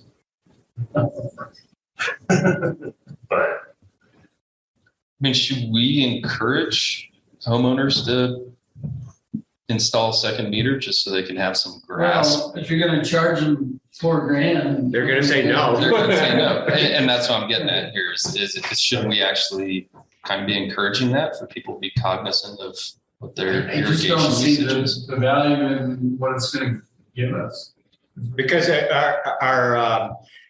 our setting irrigation rates for single-family homes is based on winter usage, which includes no irrigation. So we're kind of already capturing that in our billing cycle, right? And we don't wanna go back and retrofit every single family home with a second meter just for irrigation to get to where we bill each quarter off the internal use in the house, and the irrigation bill is separate from that. Would we retrofit existing condos and parks? No, I see this as a forward-looking change. We've got a similar situation in Illinois. We have a condominium association that is, the owners are 7 who are owners of townhouses. When we ask the city for an expansion of our water, they turn us down for irrigation unless we put in a second meter. The second meter resides in my unit. So it can be done, but we're not a single family house. Correct. So, I mean, we're doing this because we wanted the irrigation water, and there's 5 other of our owners that went along, and it gives me a paperwork headache, but it's something that we agreed to. But it only, it's just me. I have to make the calculations to get the monies back to me because I paid all water usage all year. I would trust you for that calculation. I add one thing too, though. There's a very definite clarity here between, and Robert made a good point, I don't think it's a good idea to overcomplicate a residential because we have tools in place to determine how much is irrigation, how much isn't. But on the other hand, some of our biggest draws, some of our biggest potential draws on the system are these community ground irrigation systems. So it's important for you to understand this move is moved at trying to, the overall curbing of the appetite for irrigation is probably the only way we're going to be able to move forward with water supply in this town. We're becoming aware of how tough that is. So this, if you did want to be a more hardline approach and enforce every drop of irrigation to go through a meter, it would certainly be a great tool in that direction. I am not advocating it. I agree with Ron. We probably got a tool in place for the residential, but beyond that, I would encourage you very much to do it that way, because our biggest draws in our summer use are community ground irrigation, because it's somebody else's money, basically, is the attitude, and it's massive amounts of wasting of water there. So it's important to understand the goal of the 2 different categories. Exactly what Ron said, we probably don't need it on a residential basis, but beyond that, it is a very, very good tool. So summarizing what I'm hearing then is that any resolution that is brought forward that Ryan works on will include irrigation meters for non-single family residents. And our rules and regulations have to follow suit with the approval. Right. So we'll see something. Do we need to vote on? Not today. Oh, okay. We need a resolution to vote on. So who's crafting that? Is that? I think Ryan was talking about crafting it with help from. I think he's looking for direction for us as, first of all, the amounts that he was talking about in his recommendation, whether he said going over those recommendations are harder to sustain based on his analysis, but we could also go lower. That's our options there. Ryan, I think I asked this in the last meeting, but the sewer PIC charges are incorporated to our financing package for the new plan, correct? I mean, you've back calculated our obligations to the new plan into these plan investment charges. If I understood the question, we have included the cost of the new plant with the appropriate offsets for the debt on the new plant as well at this time. By the way, thanks for dressing up today. Nice boat job. Love it. I thought I was dressing down. I didn't even wear a jacket. It was a fleece I grabbed off the coat rack. I just wanted to clarify on these irrigation meters for single family residences. I don't think we should require them. If somebody wants to do that, shouldn't we facilitate that? Or We do that. For a nominal fee, the cost of the meter or Somebody whatever. wants to have a sub-meter. So they can get a grasp on exactly real time what they're irrigating instead of finding out at the end of the season. We're going to charge them $4,300. I think No, Peter we was shouldn't. talking about it as cover our costs. Kind of Yeah. We shouldn't require and we shouldn't charge them $4,300. We cover So- the cost of the meter and whatever administrative costs would be included.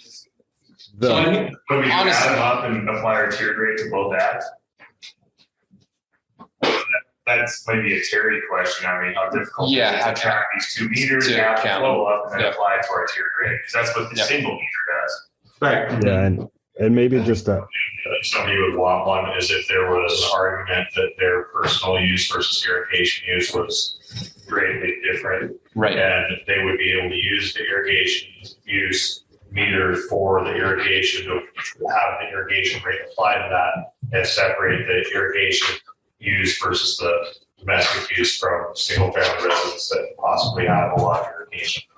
Sure. Yeah. We have it in place now. Some additional living units, people have an apartment, they've asked for an extra meter to know how much their tenant has. I think we've done that, and it's a matter of just the cost and stuff, and I think that's maybe something like that would probably unfold if it's for their information, they play the cost of the meter and the install and all that. But that is a separate category from getting charged $43.82 currently. Yeah. So I think, Ron, what I'm hearing from the board is that we want to incorporate irrigation meter requirements for non-residential use. And so we need some kind of language at our next meeting for that. And that, but we also want to make availability for homeowners who want to have a meter and at an install rate or a PIC fee of our costs for the meter. And some administrative costs or whatever. Yeah, whatever it is. Cost So. Terry to back count. But not the 43. But not the 4,300. 82. So closer to 1,000 or 1,100. Sure. And so the question is I think Ryan's looking for feedback on to his recommendation as to whether he should incorporate those levels for PIC fees for sewer and water or higher or lower. What's the maximum? What he's proposing, I think we go as high as we conceivably can. I gotta say that the water side just seems low to me, especially just working with Jim, knowing what we're up against on the mountain, and potentially we're going to be drilling some deep wells at some point to facilitate. I mean, we're on an antiquated system that, we're pumping water all the way up to Cascade, from the mountain village, come back down. I mean, we've got to get past this. How much money do we have in the coffers on our water charge? One, I guess, thing I would maybe, while Terry looks that up, I guess the thing I would maybe make to that comment, though, is that we will be providing the documentation, right? And so as your CIP, if there are dramatic changes to it, that's something that this point, after we're all comfortable with the methodology, with how it's working right now, we could easily update those numbers on a more regular basis. And so, as you look at the CIP next year, going into budget season, that's something that, if the well exploration and drilling ends up being more expensive than currently planned for, would then increase the, you could go back and revise these fees at that time.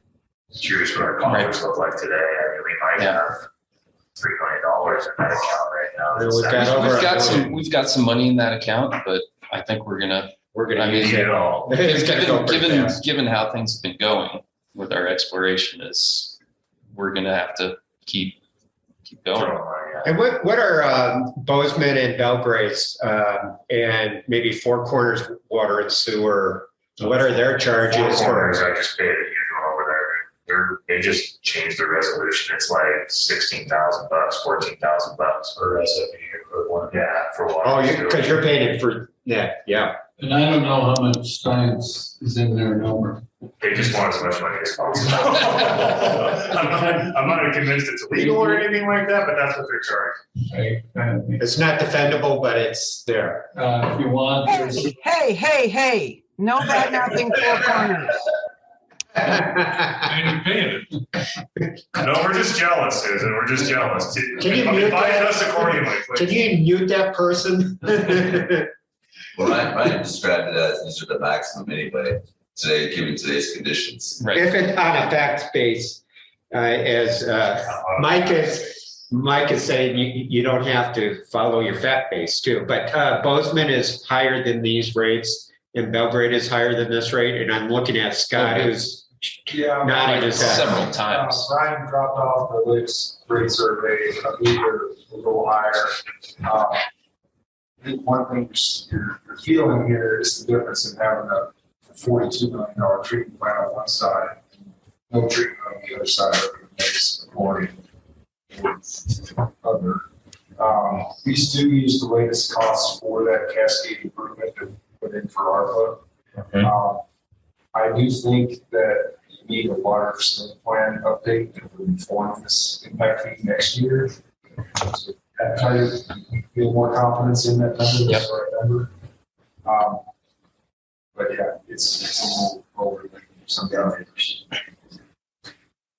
So, Mike, you're saying maximum defendable rate? Yeah. Okay. I think it's maximum. I agree with that. So, and we can update as so information becomes available. Does that give you enough direction as to proceeding with Ryan, unless somebody disagrees with that? So, just one point of clarification. You said residential. I assume you mean condo residential as well, or just single family home. Well, if condo has a big public area, so individual condos, you mean?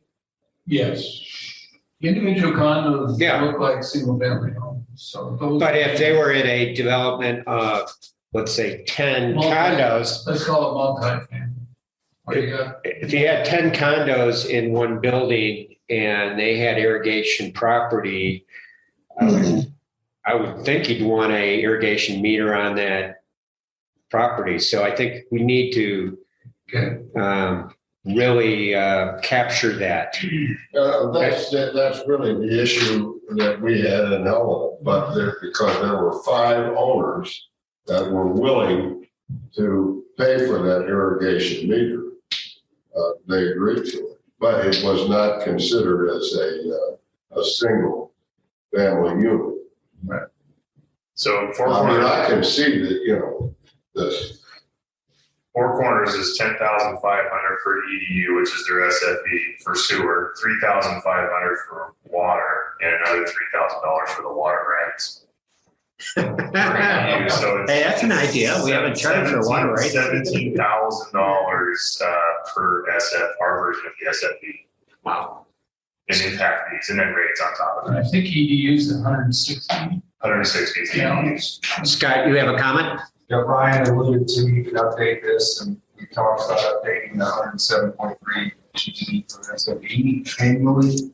I want to make something clear. I don't think I made it clear last time. Is that whole number of 80 to 85 thereabouts was an average annual number. DEQ forced us to use more of a 60-day type number. So if that number drops, it probably won't be back down to 80, 85. Still drop 90s, for example. That's why I was using 90 for the analysis. When we were looking at flattening out that curve. Yep. I don't want you to think that it's going to wildly swing from year to year. It's going to have to use that peak for the analysis. So know that. I'd like to add one thing to that gallon per day per SFE number. You have to realize too, requirements for subdivision approval and such are very different from water and sewer. Because the water side of it, that gallon per day per SFE also includes irrigation, will include irrigation. You're delivering of the irrigation water, and as opposed to the sewer receiving that water without irrigation. So infrastructure-wise, your cost or how many gallons you need to build a system for per SFE on the water will be different than sewer. Because that number is such a key number, 95,107. But in our source water capacity plan, Mark Canane has figured 250 gallons per SFE per day, based on what we need for water supply, for water storage, fire storage, irrigation, and all that we're providing. So it's kind of two different things. Just keep that. Should we be using that number? Not at all. That has nothing to do with treating the sewer, but it's two different categories. And if we lump them all For the water pick fees, should we be using 250 a day if that's what our experience is? I don't know that. That number is aimed. That number affects different components of infrastructure. Right. So there's water storage for fire suppression. That's a number that's kind of separate from actual use. Right. And pipe sizes and things like that have to accommodate fire flow. And Max cost day, involved in that. So be aware of that. Okay. Using conversation. Yeah, we ran the same issue when we were looking at the previous plant over here in Main Street, which is what we use plants. We have 1 GBP per SFE charge on the wastewater side. It's totally different animal. We talk about potable water with that number.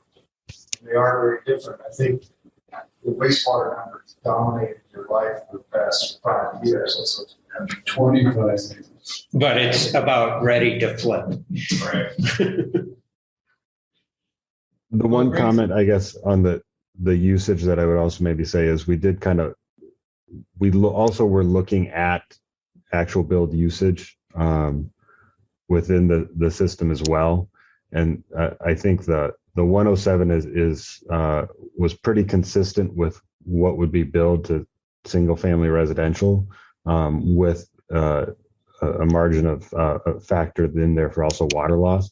And so probably some of what Mark's looking at, if you take the entire system, right, is that in that irrigation, we also have built in a much higher than the 107, right, to recognize how the irrigation peaks on the system in the summer as well.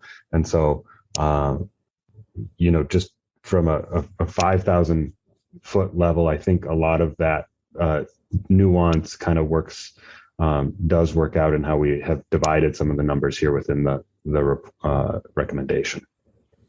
Do we need a one-page information sheet to set up our defense, or do we need to do that? Do you think our constituents are going to challenge these changes or anything like that, or do you think we need to educate a little bit, or is this? Well, it'd be new permits, so it doesn't affect anybody who's already in the system. Yeah, I know, but. Well, and here's a future component. I don't know whether you've included this in sewer. Is I see phase 2 coming much sooner than 10 years from now. Like, we probably need to start planning for phase 2 that takes us from 10,000 SFEs to 20,000 SFEs. And I don't believe any of that is included in these numbers. Are they right? It is included in there, yes. It is? Yep. And I think maybe to Mike's point, I believe it was it was close to that off the top of my head. I don't have it right in front of me. Okay, good. Great. Because that's, one of my Start big, saving now. yeah, my big issue right now is we need to start looking ahead for phase 2 ASAP Jim because passes out. yeah. So Tom, But to Mike's, treatment level. That is advanced treatment. It's no longer called phase 2, it's called advanced treatment. And that's another 10 million. 20 probably.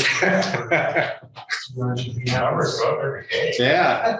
Well, that's welcome So let's buy it now. But it's maybe a never. And it's a reuse question of what else is happening with golf courses, snowmaking, groundwater disposal. Maybe a never. We wouldn't do that if the water. If you want to reuse. 200 GPM of additional water.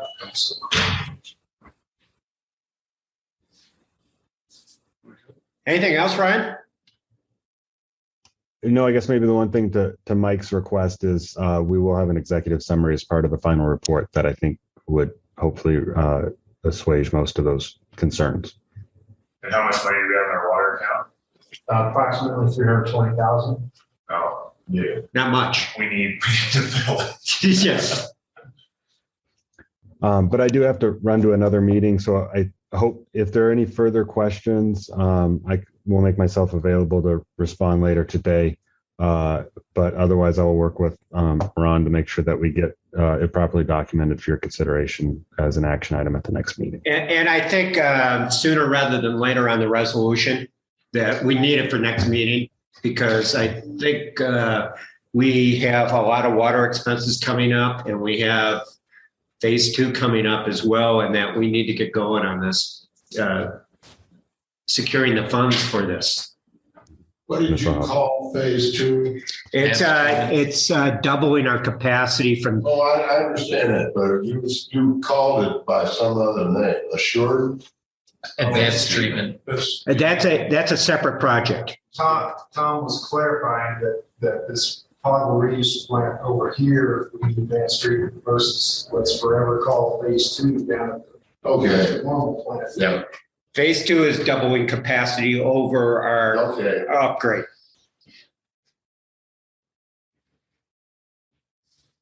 Thank you, Ryan.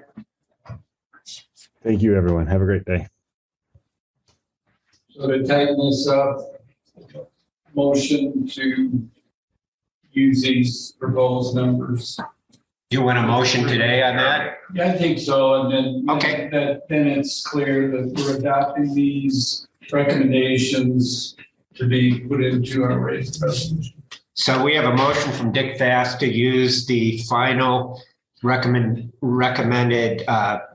wastewater pick charges and water pick charges.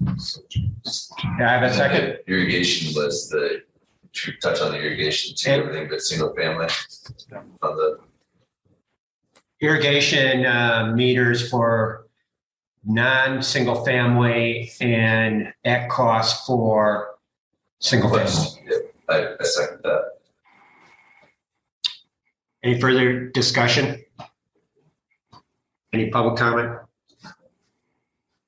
All those in favor say aye. Aye. Effective J1, January 1st, we make that effective. I would make it immediate. I think it goes into effect as soon as the resolution is adopted, unless you put in there a later date before effect. I'm with you. I'd like to so state it, but I don't think we can do that. So. Predated. 5 years ago. Yeah, 5 years ago. All right, moving on to Scott Bucher. Oh, hold on, letter. Yeah.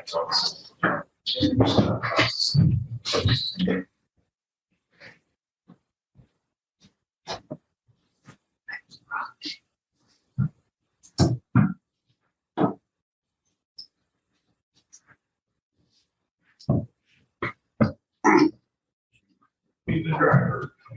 This first bit is just an update on RCI's progress. I don't know if you've been down there or seen it, but it's slow. Mostly site piping, setting up the batch plant over across the road by the reservoirs. We're told that things are going to change here very shortly. They have been making quite a bit of progress on submittals and shop drawing reviews to us. They've been doing a good job on those. We don't have to bounce a lot of those back. So they've been impressive on the paper side, which is refreshing. Schedule, we talked about that a little bit already. They have informally brought up a 2 to 3 month schedule extension several times, said it's time if you want it to formally request it. So they are, Zeke and Trent will be here next month to support that request. We'll get it sounded like this week. I would share it with Ron if you all want it. One time we talked about, I think Mike and Mike being on kind of a subcommittee that could share with them as well. So we have it ahead of next week's meeting or next month's meeting. Is that something that people think is needed? Is a subcommittee to be involved in the plant construction? Can't hurt. I think it's a good idea because it is a force majeure contract. There's a lot of day-to-day change order rationalization things. I don't want to know that. Well, owners need to chime in on it. We can't ask Scott to be spending our money or whatever. So I think we raised our hand. All right. Just get that $80 a month. That's twice. Very transparent. You have all that reserved, right? Going back 30 years? There'll be no more parties, right? All right. I would recommend a subcommittee of those two individuals. So Mike and Mike show. It's a great segue in this next issue, which was open web steel joists weren't available. They're available, but you don't get a schedule until you get the purchase order, and the schedule was July of 2022, which is unheard of, absolutely unheard of. So to overcome that, they switched to flange steel, and our structurals are redoing that design with that framing, and we estimate $12,000 to $15,000 for our time. RCI is absorbing the costs on their end. I could say, well, we can't get barge race, but we can get W section. Right. It's all steel. Supposedly, this is Amazon locking up all the open web steel joists that's out there right now. I have no idea. You hear a different story every day, but could be Google too. Practically, what does that entail, or what does that mean for construction? Right. It saves RCI's bacon and brings it back to a 2 to 3 month schedule request versus. And I mean, is it higher performance product, bear more load, or? Well, it's heavier. Heavier. It's more expensive. It's better stuff, but it is custom fabricated. Gotcha. More of a custom design. Okay. Just trying to guess if we're taking a step up in we would have not integrity or with them if it was a lesser product without having much more formal review processes. Gotcha. So we're doing that right now. I just want that to be remembered, a conversation. That's a complete structural redesign of the building, by the way. Yeah. Load changes everything. The load is the footings and all that could handle it, but we are looking at the walls and all that as well. And our RCA's got their number, and then our material costs are going to go up too, right? No, I mean, your costs. They're covering the material They're costs. saying we will swallow this if you will help us, A2S, with the design so we can go ahead and get this. But we're swallowing the engineering on this. Is that what you're saying? You don't have to. We could put together a change for them and say, we want that $12,000 to $15,000. In fairness, can I change my vote on the previous motion? Exactly. In fairness, but also which motion? We've got a couple back. $3 million contract. That's We'll try to change that. you'll have Yeah, another see chance. if it's coming this way. It's kind of a contingency line item, to tell you the truth, but they'll force COVID, whatever, but it's fine. Okay, I won't recover any old ground here. ARPA. Peter, we haven't broken ground yet. So is that Just getting started. Do I see a road going up from the cement plant to get around the spur road, or is that not going to happen? No, geotech, we use TDNH's geotech criteria, the same guy that did the soils over here, and they don't recommend it. Okay. Too heavy on those berms, especially with ice in the winter. Sliding into the pond would not be a good thing. Or bringing down a berm. Yeah. On sliding. Right. We got all the ARPA apps in. Ron's hijacking. Oh, you got the chart that I sent you, didn't you? On the ARPA. Yes. I spent a fair amount. I thought that was good, but it turns out it's not. Okay. That's not horrible, but it's 39th doesn't get you $1. Well, in the first tranche. Yeah. It's 100 million, and then there's another 150 after that. We don't know if the government how they're going to deal. Going to go right down the road and say they get everything they want, they get everything they want. My guess is split the baby and try to push that money deeper into the rankings. Oh, yeah, that'd be good. We might find out more. 80% or Thursday. Yeah, even 50. Yeah, $12 million. Handle our change orders. Yeah, the WRF though, to your point, don't say that. In the money, if they did it that way, the canyon project is right on the fence of the money. On a 50-50 split of suggested ask? No, 100% or No, 50? if they went down 100% and funded it all, $100 million, it's right on the fence.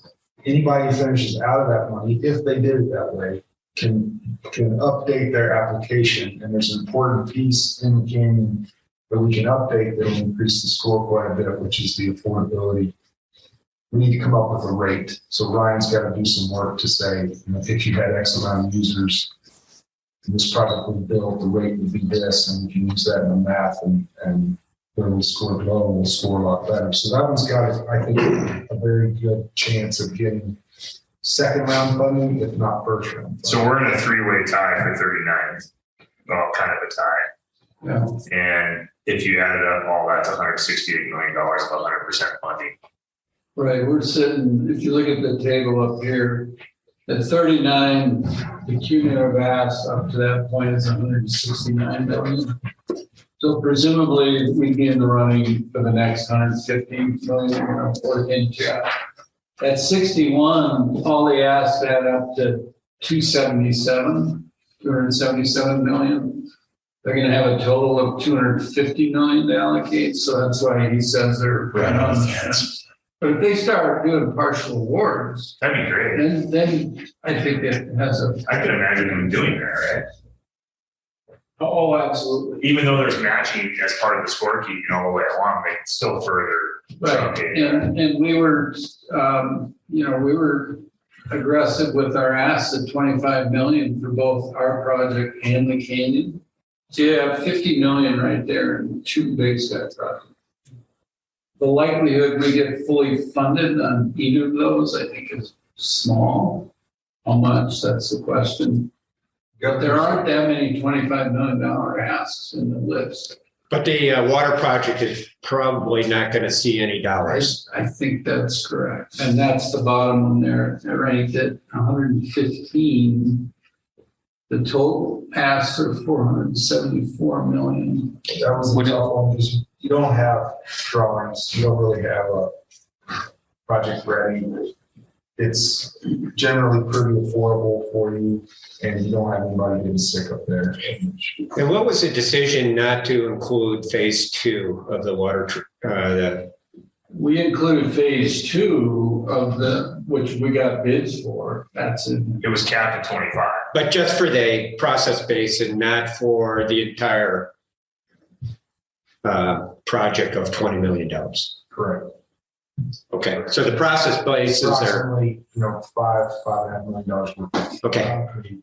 Is our thought process that we would, if we were awarded, let's say $10 million, that we would take that off of phase one of the plan, or would we go ahead with the advanced treatment of the plan? Well, first of all, we would have to negotiate with resort tax because we've agreed that That's right. that they would be included in the conversation of a portion of that fund. Beyond the 1%. Beyond the cost that they have 60 in it for, they have dollars in for the lobbying campaign, but beyond that too. So those discussions would need to take place. The way the application was written broke it across the two. Yes. So some will go to paying it down and some will go to the bid alternates. If you're not given 25 and say you're given 10, I think you get to then say, well, we need to reassess how we are going to, but what we're going to do with the money. There's a further component to that is that resort tax wants to be included in the conversation is should we consider reducing the time frame or the $27 million to a lower level. And those are conversations we'll have, and I'm sure we'll come up with something if we get some money. Yeah, it's like I tell my kids, why don't you get the money first? Now we'll talk about it. Right. What did you say, Tuesday or Thursday? Thursday is they host grant date, a very, very open process. And so it's always online. They have their updates regularly and go through what they're thinking. I think this one is just going to be, here's what went to the governor's office. Here's why. Okay. Is there any benefit for us to public comment in that meeting or no? I think the best thing that could happen at this point is to give more letters of support. We got the two counties. There are other entities that want to kick in letters of support. We can get those up there. Task force. Environmental groups. Yeah. We'll do one. How about Guy? He's not writing a letter of support. He's not. This plant, I think he came around in my read of it is that he said this is good for the watershed. I've spoken with Guy and he's thinking about it. Good. So I think that's a real opportunity that's still there to get letters of support. Is there a timeline on the second batch of money that maybe we could get that prepared for 115 ranking to go up? Yeah, it's fair ways out there, 8 to 9 months or so. So we would have an opportunity to start design at some point. Can we amend? You can get report to PRC. You've got an infrastructure bill coming down the pipeline too that sort of paying attention. I think the more shovel-ready projects that you can get going and get it in the hopper, the better off you are to get some of those dollars. And plus we have Bozeman as well. They've got $22 million. Gallatin County, I pointed out, has the 22 million. They're still, I believe, hiring somebody to process applications. What was our infrastructure bill allocation? There's a lot. It was 650 million for the state, you mean? Yeah. Something like that for our water and sewer projects. Yeah, but it's broken up across minimum allocation, bucket A, B, C. It's gonna be tough to get to. Yeah, clear as mud, right? Wait till the money's in the pocket. Yeah. Scott, real quick, was that 474 million on the Mountain Village water system upgrades include? 474,000. Oh, 470. Oh, thank you. That is what we call the basically the cascade system improvements. So okay. So pumping water directly into that upper zone, bypassing, pushing it through correct village pressure zone. A more direct tie into the VI.C pipeline from Cascade Zone. You know, all the stuff we need just to get shovel ready with the engineering and stuff. So that's something maybe we should be identifying with all what kind of dam work and design now to hope to get money later or something. So we should be working on that. Yeah, no, I think you're much better off with a project in hand that's ready than you are with, hey, look, it's been on our CIP for a while. Right. We don't need this, we just haven't. Well, and that's what the information we had when this opportunity first came up. We're pretty short notice, and we had, but if there's a 9-month gap, it does give us some time to be more shovel ready and work too. And you need it anyway. You'll do it someday anyway. Okay. Okay. So we can work on that. Have a summary there of what else we're doing in terms of we do some of that with the Canyon project as well, kind of a rehash, and we'll find out more. But we're told we can revise these applications and make them better.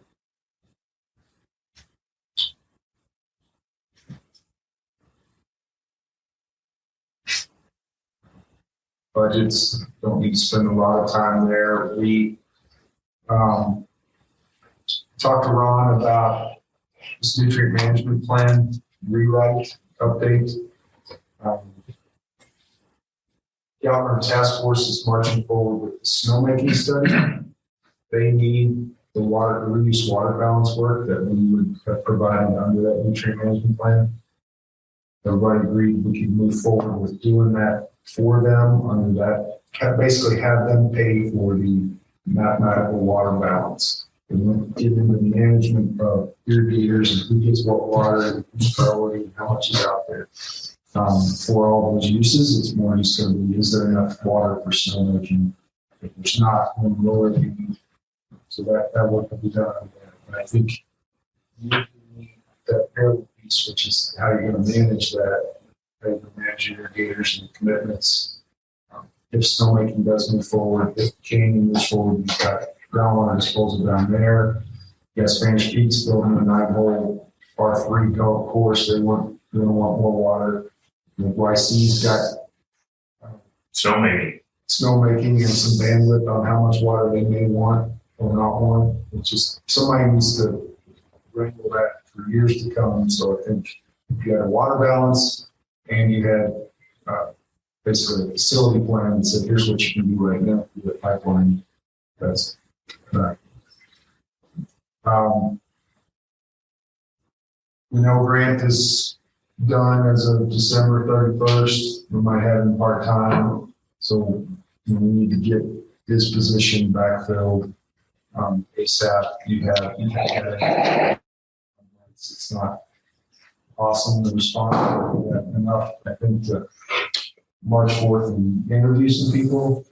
And then Ron told me that you all want a succession plan for him as well. What I've been saying is whether you want us to do it or somebody to do it, you need a water facility plan update regardless for all the stuff that's in the water CFP that needs to be updated in terms of cost. You have done the water model, the distribution system model. All it's lacking is a report that will go with it. So here's what it says. On the wastewater side, we went and had TDH survey every manhole in the system, but you don't yet have a collection system model. And we have this reuse management plan to go with it. So when the new work crews get in here, they would have a water facility plan, a wastewater facility plan, or a master plan, if you want to call it that, and a reuse master plan to help with this transition from the possibly update on the source capacity. I think the source capacity would just be a piece of the water facility plan. It has to be where's the water going to come from and what projects do we need to improve. So Canaan, I think, would certainly be involved. Likely team with them. If you want us to work with WGM, there's some legacy work there as well. I just think the work, it's perfect timing to help with the succession. We get some of that on paper so that there's one source of information. We have a lot of information, more information than anybody. Really, it's just in a lot of different places.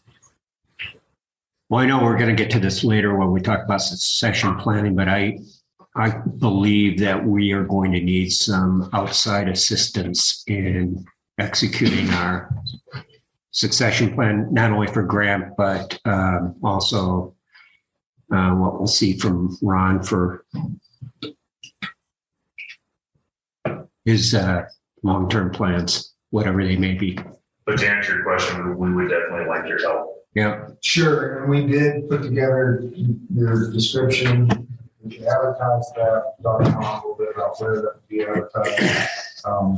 But really, there'd be overlap there where Ron can show them the ropes for at least a handful of months. It's always been my goal, even 4 years ago when we did the original succession plan, is that plus having a new plant, being involved in the construction of that and understanding where everything is while the ground's opened up, so to speak, I think can do nothing but benefit this district. I'm very concerned on the wastewater side. We bring somebody in, it's a very technical plant, and they get in there at the 11th hour and throw them the keys and say, well, you're it. We almost need a national search, right? Oh, definitely. Is there a headhunter group? You can, and it is a national search, and we've got 20 applicants or so. It's just the people you wish were walking through the door weren't walking through the door, so it's going to be really good. Well, and I think it leads us into another discussion is in this new environment that we have is our compensation levels attracting the people that we need to attract here. I thought Jim was going to do it. Jim's going to be here forever. You are up against a lot of bonus offerings. Oh, yeah. And I think we have the wherewithal to get top talent, and we should go after that. Okay. That's my opinion anyways. You get 20 applicants, honestly, those 20 applicants, maybe 2 of them are legitimate. You start looking at the housing costs and just what it takes to live in Big Sky. Well, and I hopefully that's not our decision point is housing prices, is that quality of individuals too. So fair enough. But you have a group that's, free screening and just kind of it might be more beneficial. I kind of went that direction with a lot of my positions up there. Just the typical application process is fruitless. It doesn't mean anything. So it might be something to consider.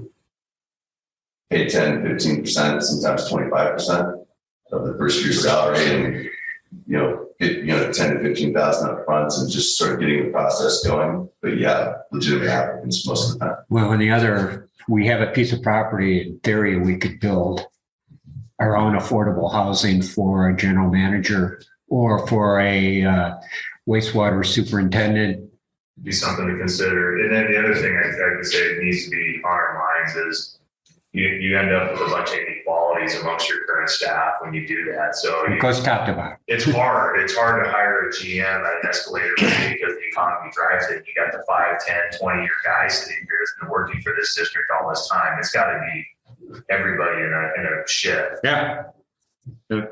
It's a new paradigm, as they used to say. So maybe Ron and I can look at some of those applicants, call a few between now and the next board meeting. And if it's not looking great, then the next board meeting could say, let's go higher. Yeah, I'd like some people in mind for that too. And I'm not close to that industry or in any industry for that matter, that your recommendation would be good, or Ron's recommendation on that. Well, Mike has one that's worked for operators. I know. Great. Do engineering, but yeah. If you could. He's talking about resort work. He's not talking about water and sewer. I don't think his headhunter is going to work for you. Yeah. I'll give you an example of what we've done the last 6 to 8 months here, but by no means Gardner's going to be probably the record. It's just an example. He's hiring the generators of sewer. Yeah, that's it. Yeah. But I agree with you, Mike. It almost forces us top to bottom, because we did a salary workup a couple years ago as part of the budget, but this is not the same environment as it was 2 years ago. And we probably need a professional helping us with that as well to make sure we are appropriate within this community, given housing prices, and appropriate given the competitiveness of the job market. It's hard to keep your hands around it. When I used to run 30-some employees, you bring the new guy in, and the new guy demanded X because that was the market conditions, and then it just put everybody who put their time in with your company was at a loss because the new guy had to be filled. Right. Yeah. Yeah. So it gets complicated. It does. You either create a bunch of animosity or you create a budget problem.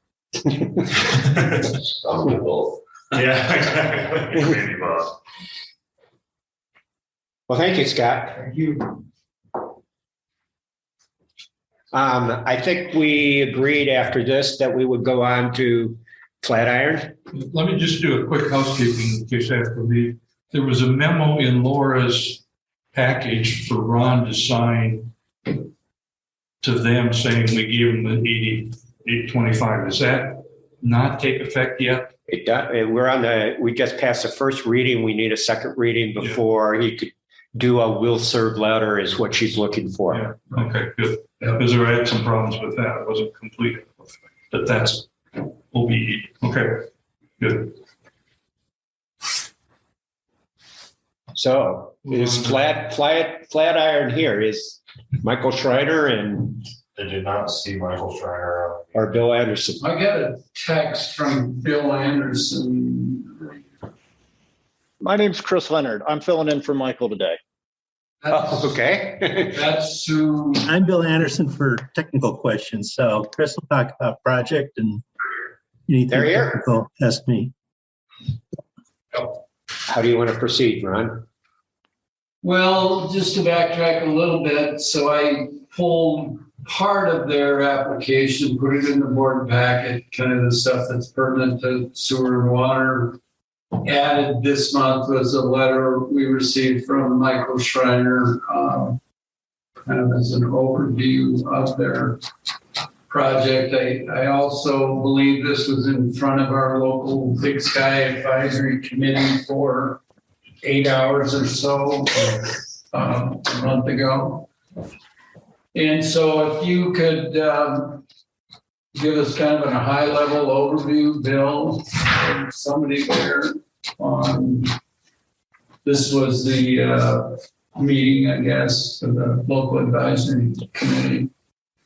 Hey, Ron. Oh, I'm sorry. Summary of the project provided in the packet as well. So if you could kind of recap that for us, one of you. Yep, I'll take that. So I'm Chris Leonard. I'm a representative of the proposed Flatiron PUD. So in summary, Flatiron, it's a proposed development. It's between the Meadow and the Mountain Village. It's bordered on the south by Big Sky Resort and Spanish Peaks Resort, and on the north by Highway 64. It's about 530 acres of proposed development. It spans both Gallatin and Madison counties. There are parts of the Flatiron parcels that are within the district and parts that are not. It's our desire to connect the Flatiron development in its entirety to the Big Sky water and sewer infrastructure for a number of reasons. As Ron mentioned, we have a proposal for service in front of the board, and Bill and I wanted to be here to answer any specific questions about the project. There are some freshwater wells on the property that we've done fairly extensive testing on as part of the proposal to the Big Sky Water and Sewer District. We've offered those wells to the district. We are not requesting annexation. We are just requesting service for the development.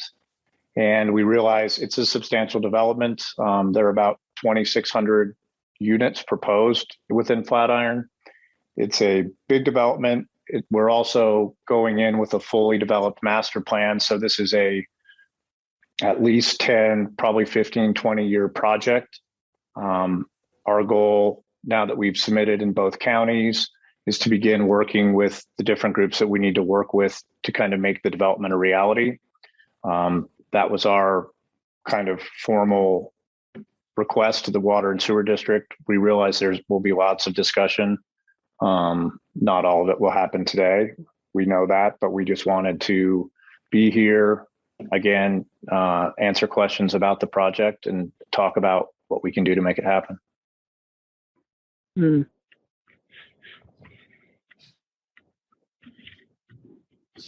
I've got a question for Bill. On the first iteration of this, I think you're contemplating doing well and septic in the area that's called the Thumb property, which is this area right in here between Lone Moose and the district boundary. This is Low Dog Road. Our boundary ends right here before the road drops off. Now you're proposing that the entire thing be serviced by us. I'm just curious how that went together. Well, I mean, the first priority, Ron, is that we get service through the district. It just makes sense to support them. The purpose of the letter that Michael delivered was to start discussions on a contract or contractual arrangement. However, if we can't service the part in Madison County, we're doing a very high-level wastewater treatment plant for that. But we major preference is connect to the district and bring this whole project in. It is, as Chris talked about, we're a 10 or 15-year project. So everybody's aware that we've elected to go through the processes to essentially get a PUD and zone this property so that people for a long, long time know where we're heading. The picture up on there is just for the Gallatin County app, but we have Madison County's in there also, Ron. So, yeah. I mean, that's. And then, Ron, I would say that like primarily discussions with the district on what we do for service. Hey, Bill, quick question. In your letter from Shriner, there's a request in there for 2,396 SFEs for total, but in the dialogue further down, it says it's only going to be 85 gallons a minute. 2,396 SFEs is actually at 107 gallons per day. I believe ends up being 178 gallons a minute. Can you articulate how the 85 gallons a minute translates into the 2,396 sewer SFEs that are requested? Gallons a day. Yeah, that's or gallons. That's a conversion for depletion, for aquifer depletion that includes irrigation. And we're minimizing irrigation on the project, but if we add in the water rights and add in the water rights for irrigation, that the aquifer depletion was the 85 in that letter. So that's not necessarily our actual water use. That's tied to aquifer. That makes sense. I just know every connection we have right now is 107, trending towards 90 something based on Scott's information to us. Okay. Right. But it's a different number than a connection, and you're correct. Per connection for water use connection, if we were to size the water meters, water mains, and all that, yes, we've used somewhere in the 200 or 300 gallons a minute per our GPD per connection. The number that's in there is our aquifer depletion. What water would be coming out of the aquifer for irrigation, and it's more tied to water rights. So it's not our water use number necessarily. It's more geophysical. Bill, I saw in your proposal that you have this 500 gallon per minute well that you have drilled and made testing on. Have you done long-term flow testing on that? We've done how long has those testings gone on? Yeah, let me recap on that. Both these wells, well 1 and 2, have a closed-in pressure of around 22 psi. They're artesian, and we let them run for better part of a summer and measured, where they dropped off and where they're at.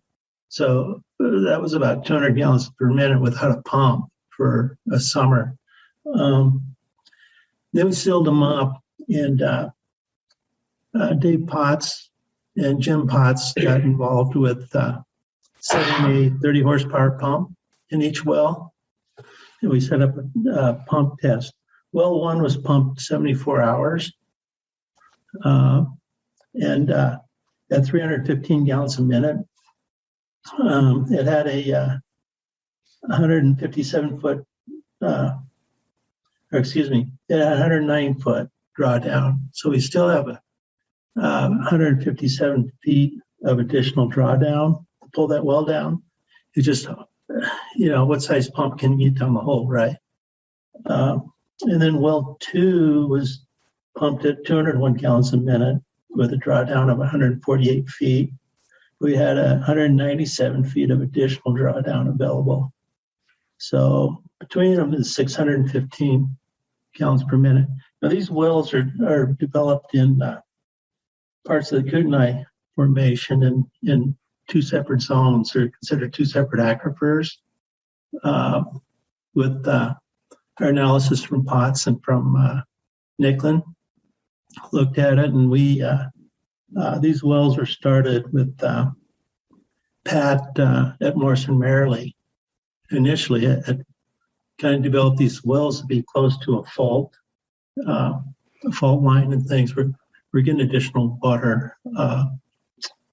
So that's a lot. So further, when we pumped this, we also monitored some of our surface waters in the area, just to get an idea if we're pulling things out of the creek or the streams or other places. But we didn't really get much of a change there. So I think, we're offering those wells to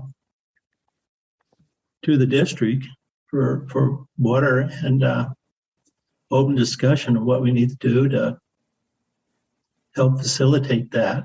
And it's kind of outlined in the letter for access. Now, for water development in future on the property, both Nicklin and Jim Potts feel like there's opportunity for a third well that would be west of these properties that could produce about the same.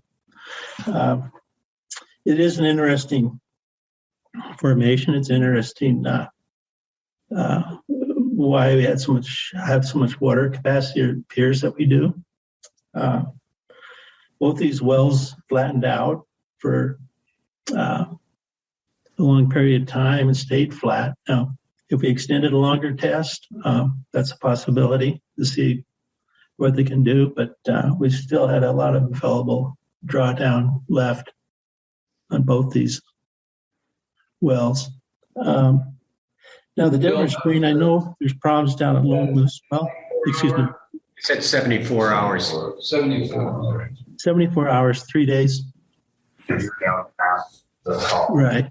What's the recharge rate? Do you know what the recharge rate is? Yeah, I'd have to jump back into the report. The recharge was happened in a matter of a day. The recover, the recharge. They're pretty responsive, but I think that's all included in our report from Dow. I'm not prepared to answer that exactly. And did you test the quality of this water as well? Yeah, we tested the quality. From what Pat Faber had, he was correct in the sense that well 1 had a little higher iron in the upper part of that aquifer. Well 2 has a lot better quality. We're low in iron. We're don't have sulfur smells and things. Engineering wise on this project, I was looking at possibly treating for iron in well 1 and blending well 1 and well 2 water together to get us well within our below just water quality for iron, but we do pass state standards for water quality. At full build out, what would be your requirement for this development for water? About half that capacity. Half, which capacity are you talking about? Because you, Well, half the well capacity that we tested at the of the 600 per minute. Right. So there's roughly 250 to 300 gallons a minute of water available to the district. Jim Potts ran a 10-year model on this, and it didn't change much in the way of drawdown. I think our drawdown increased 15 feet if we pump these wells full time for 10 years. We've asked Mark to evaluate this, and his schedule's pretty busy still for the summer. He's still doing work for us up top. So he is going to look at the data, give us a report and his findings, some of which may be a recommendation to do another pump test on. Sure. So we put that to him. We don't have that yet. But sounds too good to be true, though, doesn't it?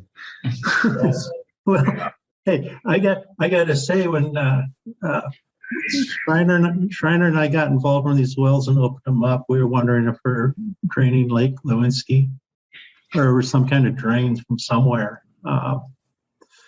So we closed them down and then did further investigation. Some history on it is that the driller that originally drilled them hadn't been paid, and therefore well logs weren't filed, and they were kind of a mystery. AK Drilling out of Butte drilled the wells. So. The existing wells up there, the Lone Moose. Within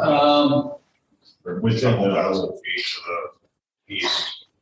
So, not lost on any of this is the fact that it's my understanding there's no water rights that come with these 12 points, correct? That's correct. They'd be relying on the district's water rights to move appropriations to new points of diversion down here. But what are we getting out of these two wells? Not much. Not much. They're in a different aquifer? 20 gallons a minute? That's correct. They're drilled, when they were drilled, they were pump tested at 200 gallons a minute each. That's what they were advertised at. Over time, that developed to 0 gallons a minute. One of them, we have about 15 gallons. So very common with these wells, they start out like a house of fire, but over a few years they deplete. That's a common trend. Not to say that Cascade wells. Yeah, Cascade, Hidden Village, Aspen Grove, and Lone Moose have all done that. That's not to say that the wells they're proposing will do that, but it's certainly something to be aware of. One question I had for you, Bill, is your in your letter, your determination of the water needed for the subdivision is based on probably predicted meter flow, meter usage, but the actual governing number will be determined by DEQ, which will take into, there's got to be a peaking factor and with the biggest well out of service. So Mark Canane identified that number for us per SFE is about 250 gallons per SFE. And when you do the math out of that, if you're with the ambitious plan, there are 2,300 units or something like that. I guess I'm looking at, and I'm looking for clarification. It looks like out of the 516 gallons a minute, there'd only be 100 gallons a minute left over for our usage or for trading stock, if you will. Does that make sense to you? Well, it does. I think we need to sit down at the table and work through those numbers and work through the things with Mark and the district, and that's kind of where we're at. So we'd be adding value with the water right, and they would have adding value for where the well is, but we could also drill a well not too far away over on Thunderwolf, right? Yeah, across that road. That access road on the very far left of that screen, you see that access road there? Well, right. So we start of this development water we're working on the mountain. Those would take water rights appropriations, moving to those points of diversion. I have no idea how much we'd have left to even put on a well point down in here. To Jim's point earlier, that water on that piece of property isn't the handiest for us to utilize, right? It's a 600 PSI of pressure trying to get it up to the mountain village system.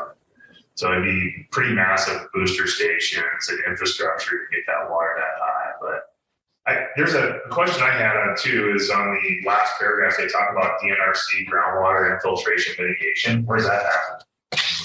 Doesn't happen. I know there's a whole 2 paragraphs there that, as you know, DNRC is treating any discharge from any wastewater treatment system as mitigation for any depletions of new uses. That needs to be a discussion between Matt Williams and our water rights attorney, and then and probably the district's attorney, and talk about how they do that.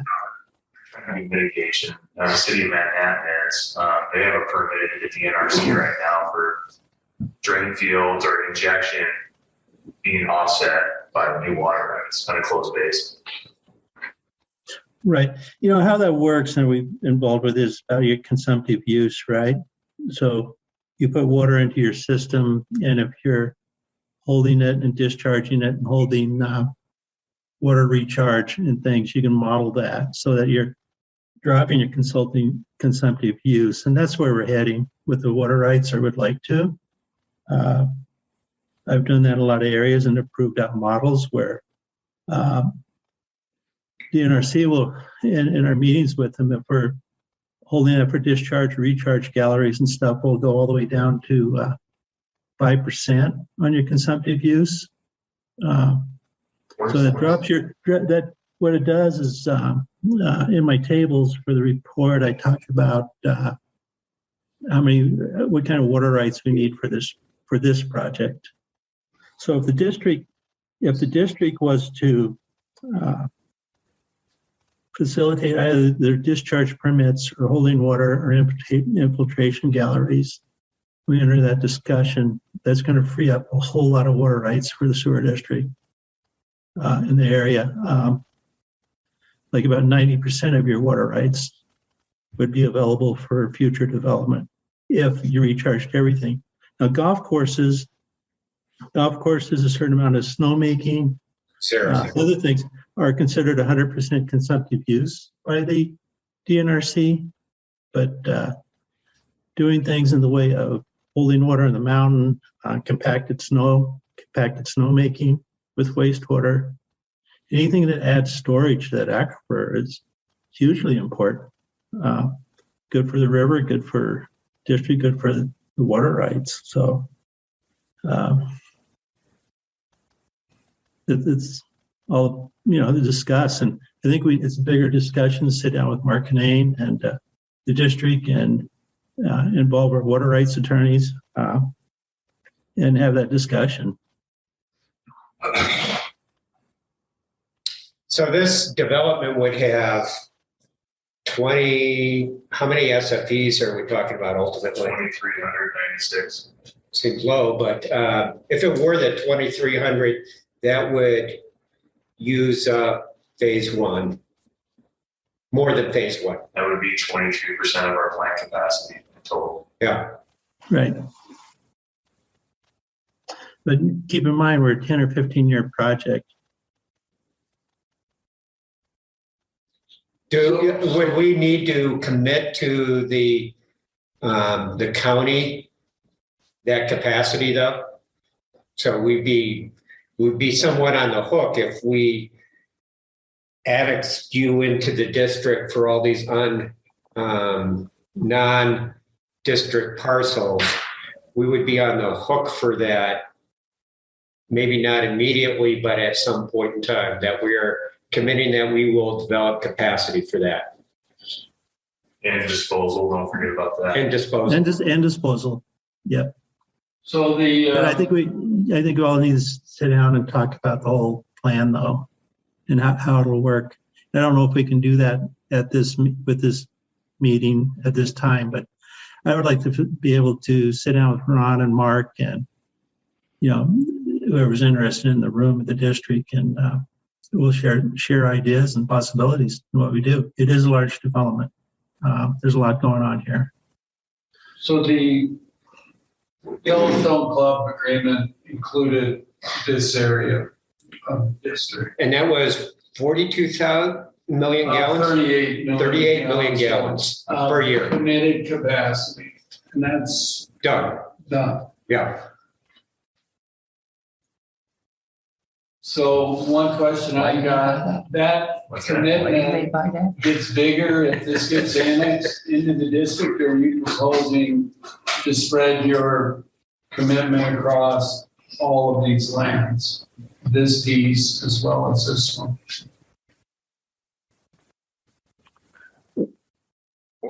I don't think it's critical how it's spread. I mean, the agreement that you're talking about is specifically within the district, but we could use those on the Madison County side and not use them on, I mean, there are those SFEs in that agreement where we use them. I don't think is critical. Get bigger if this gets annexed. Are you proposing to use what you have, 38 million, across all of this and this? Or does the number get bigger if this could be annexed in? Well, yeah, they're 2396 is what they say in their letter. Yeah, but we have total if it gets annexed in or under contract, and we're not, we want to be careful with annexation. We're talking about a contract with the district on water. For the Madison County side, for water and sewer, and some trades, but no, it's going to be a long discussion. Not to kick the can down the road, but I think we need to. We've ran our analysis of using our 847 SFEs that are available within the district boundaries. That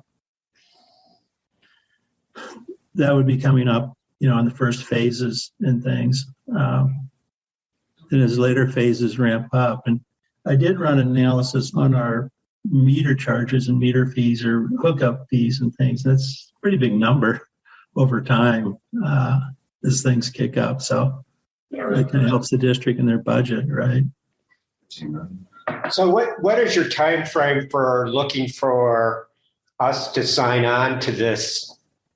I guess it's an idea right now. It's not a fully vetted proposal, is it? Well, it's before the counties. It's before the counties for planning and development and planning proposals. It's broken into various building envelopes, A through W, if we're looking at both counties, that become available for development. So it is a very long proposal. So what we're looking for from the district is a well-served, kind of like a well-served letter. Yeah, Chris? I was just going to say, I mean, we do not want to build infrastructure on the property. We absolutely 100% want to connect to Big Sky water and sewer. We realize that's 100% critical to the success of our project, and that we can't move you any faster than you can possibly move, and that the speed that we can go is largely dependent on the speed that you can go. And that's why we believe that it's a two-way conversation about, how does this unfold over the next 10 years? And we don't know that answer today. Our goal was to begin talking about it. And our goal was to come to the table, offering something. And I understand that there's a lot of work that needs to be done to realize the value of those wells, if there is value to those wells. But we just wanted to begin the conversation and introduce you to the plan and start talking about how we could make it work. But we know our timeline is largely dependent on your timeline. There is one element that I saw somewhere in your plan about, is there 265 affordable housing units? 365. 365. Yeah. How many affordable, what is your requirement just to staff the build out of your development in terms of affordable housing? So Flatiron, fully built out, employs somewhere between 600 and 800 employees, we think. So are we building enough employee housing to serve the development? Yes. Is there a ton of extra for the community? The net, there is net positive, but is it dramatic? I'm not going to sit here and say that it is. Now, what are we also committed to is that the housing will not be restricted to employees working for Flatiron. So we intend it to be for anybody that's working on the mountain. So it's not restricted to our employees. It will be workforce housing for the entire workforce. So are we covering some of our workforce impact? Yes. And are we leaving a little for the community as well? Yes. And we feel similarly about the water. I mean, we're trying to make sure when we know that a development of this size has substantial impact on the community, we're trying to do what we can to kind of lessen that impact or minimize that impact. And we're also truly trying to provide something for public benefit, both in workforce housing, both in public access, both in trail. There are all kinds of ways that we're trying to take what's kind of been a kind of a scrap of land, the poop chute, and turn it into something of public benefit. But is there impact as well? For sure.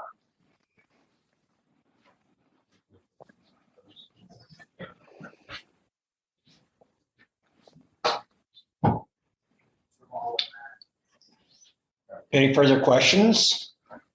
We have no requirement to provide water in the annex or the existing district area other than for 64 units that are already approved.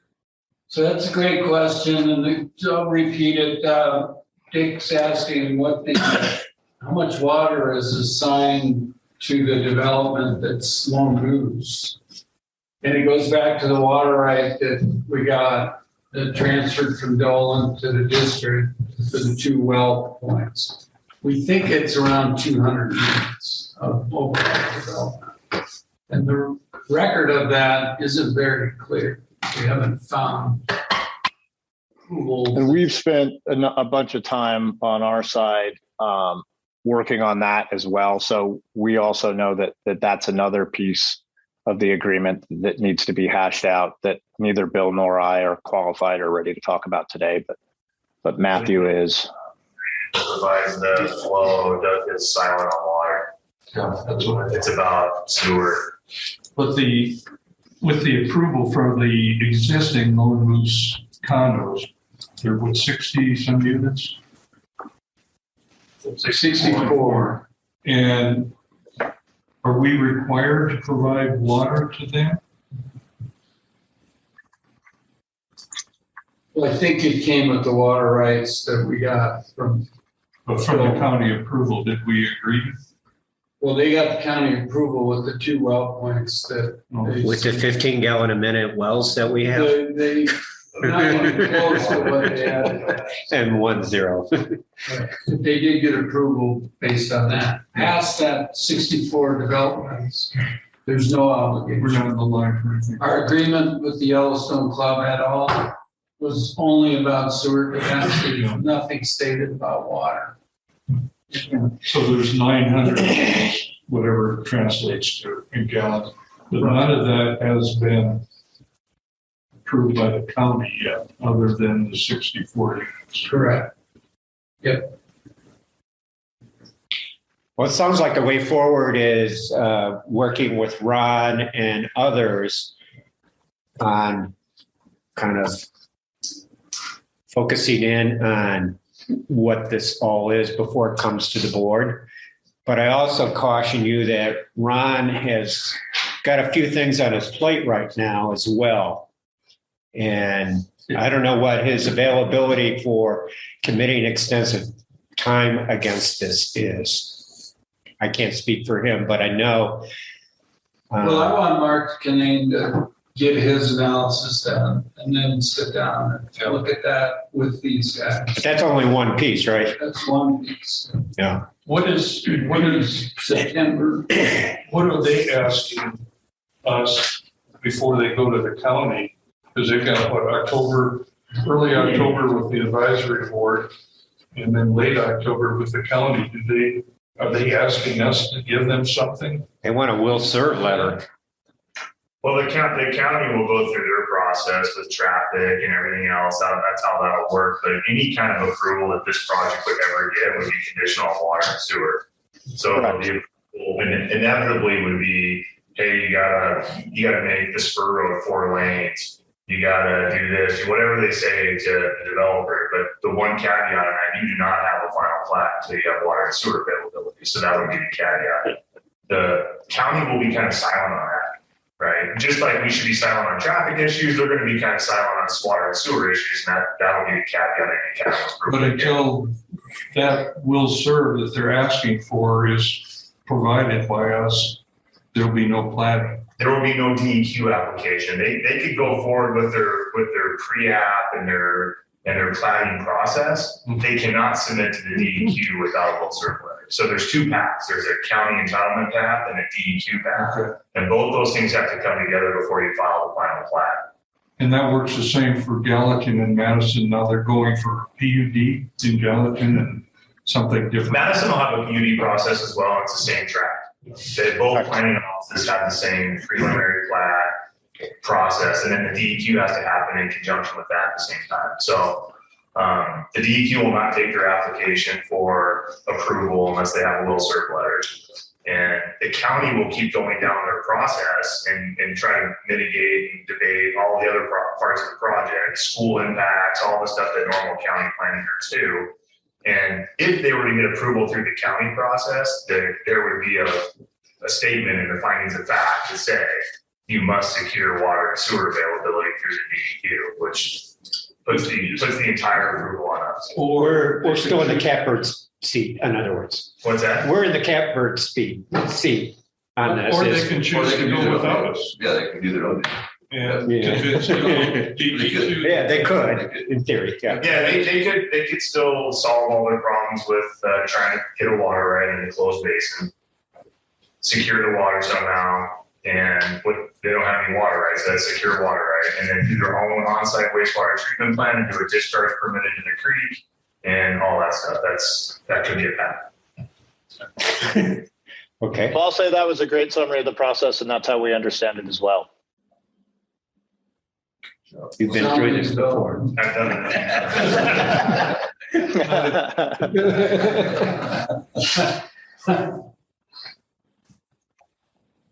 All right. Well, I appreciate it. Thank you for listening. Thank you for, starting the dialogue, and we've got, again, a long road in front of us, but just wanted to be present. And here's an interesting character getting in the meeting. Thanks. Matt Williams just joined the meeting. What's up? Matt Williams just joined the meeting. He's a water rights attorney for this development. Okay. Matt, we're just kind of winding down our discussion on this. I don't know if you wanted to add anything on the water rights issues up there.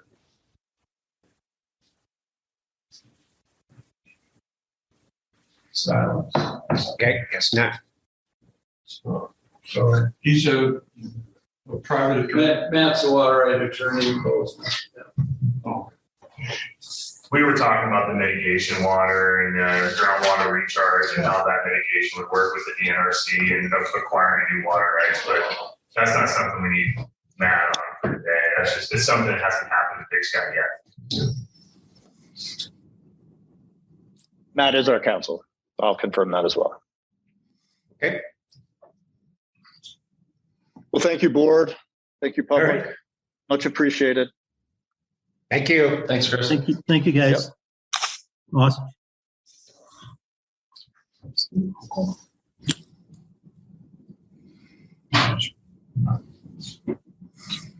All right. We're back on to, we talked about ARPA funding update. Development and subdivisions, I think, is next on the agenda, if I'm correct. And I just wrote a little narrative on the housing committee, SFE. We need to meet one more time. Brian, when are you back? Back on Monday. Monday. One thing that came up in the discussions with Susan on conflict of interest, Brian, is her weighing in on if you say you have a conflict of interest that you're not sitting on a board discussion on this, according to her, and that subcommittees that you can give advice to the committee, but that the ultimate decision you cannot participate in as well. Okay. Well, I didn't plan on voting on it. So this actually just solidifies what I was going to do. I think it'd be a really good thing, though, for all of us to sit down and talk about these conflicts. It just seems a little gray to me, even on some of these items. So that'd be great. It did to me too. I mean, that's what it all came up with, this most recent thing with Susan. So I would actually like to sit down with Susan and go, remember we had that training session on conflict of interest at one point in time, and maybe I forgot some of those points in that thing, but. Well, my training is different than how she reads the law. So my training as a CPA is just the mere appearance is a reason to highly consider conflict of interest. But apparently that's not the same standard in the state law. So Brian, maybe you want to get some consultation from Susan on Sure. You weighing in on that? Yeah. No, we're on the same page. You know, I'll be honest with you. I look at it at a higher level. I really do. Sitting in on an employee housing subcommittee is more about experience and sharing that. I had said to Tom, and actually you as well, Peter, that I wouldn't be a part of the recommendation and I wouldn't be a part of the vote. And I think we all have to remember it's the optics of this as much as anything. It's, yeah, we may think it's this way, but for the other 30 people that are on this call, I think we have to look at the appearance of what is conflict of interest at a higher standard. So I'm with you, and no problem. And in some ways, I'd rather have a little separation from it so that if I don't maybe support a recommendation, that I can have a more decisive approach. So all good. And I just want to say something for the board is with our subcommittee meetings on this is Brian has been a big value in terms of us to consider the ramifications of, and I think we are 99% of the way there with a recommendation that Peter and I agree on, and we'll share it with you next time, but that Brian has been an invaluable resource for us. Absolutely. Well, thanks. And I've enjoyed the process. So I look forward to getting this before the board and abstaining. I promise. So we'll try to schedule a meeting next week, midweek or so, Brian. That works. You back next week, Brian? Monday. Monday. Yeah, we'll look forward to it. How about you, Tom? You're in the neighborhood as well? I am in the neighborhood next week. Great. Let's see if we can put something on the docket. I'm starting to see that meetings are going to virtual only. I just had 2 of them come up that are going back to virtual. So that's kind of an interesting twist. I sure miss being there. I haven't been on one of these in a while from a distance. They're tricky to get back in the groove of a Teams or a Zoom meeting. We are headed back in that direction, unfortunately. Yeah, too bad. Yeah, this is the first. Maybe Montana's have their heads buried in the sand, but it's different everywhere else. But we probably need next meeting to go back to virtual. If Man, I just really like our chairs and tables. Can I take this chair home with me? Can I take the chair home? Here. You can do whatever you want. All right. Next item is legal. So the second motion for a preliminary injunction, we had a hearing scheduled August 17th. The judge canceled it after our attorneys filed a brief. He then filed for a temporary restraining order. This just happened late last week. The judge kicked that out, and I'll send this to you by email after we're done here. The attorneys would like to schedule a special meeting just to deal with the case, the litigation, and so we need to be thinking about doing a special meeting with the board. I think we need to do that next week. And I'm thinking that maybe we should do that virtually. That's fine. Just because. Attorneys will be here anyway. Yep. And So, Ron, when you say those were canceled and thrown out, those are substantive decisions or procedural? You just substantive, this last one. And so I'll forward you the order. But we'll talk about that on our special meeting. And what does availability look like for the board for next week? It's like Wednesday, look like for you guys, or Tuesday. Do you know what John Rouchway's schedule is? I don't yet. Okay. He's the one that put this forward, so I would think he could work with us on that. Wednesday after 11, it's good with me. Wednesday's better for me. Wednesday after 11. Shoot for Wednesday afternoon. Be the only thing on the agenda.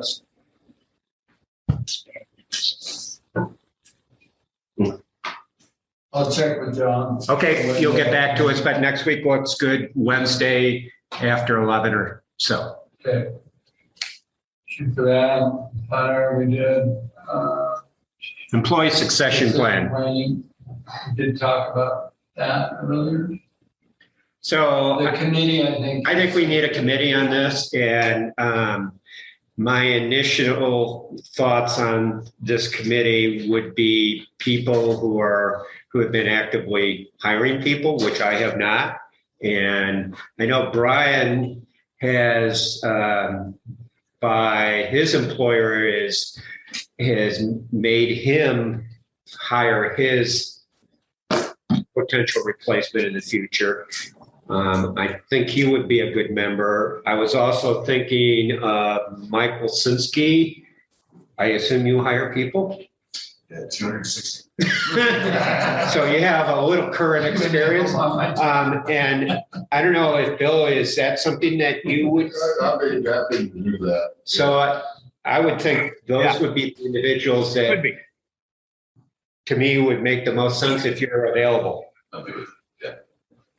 Be glad. Great. Perfect.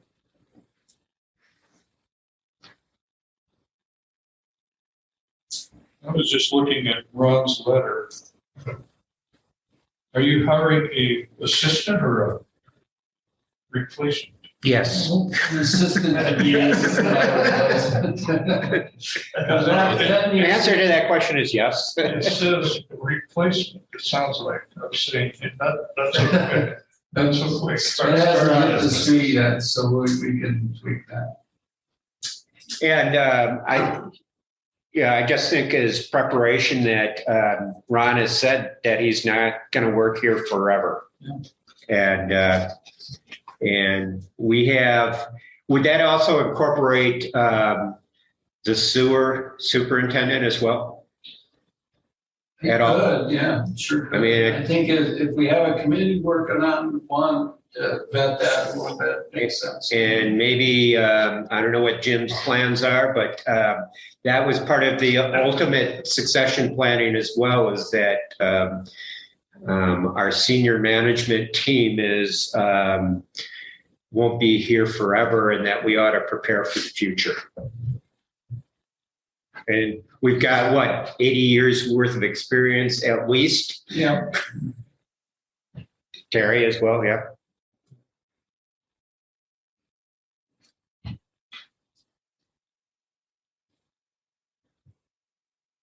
So not much more to be said about that right now. So. All right.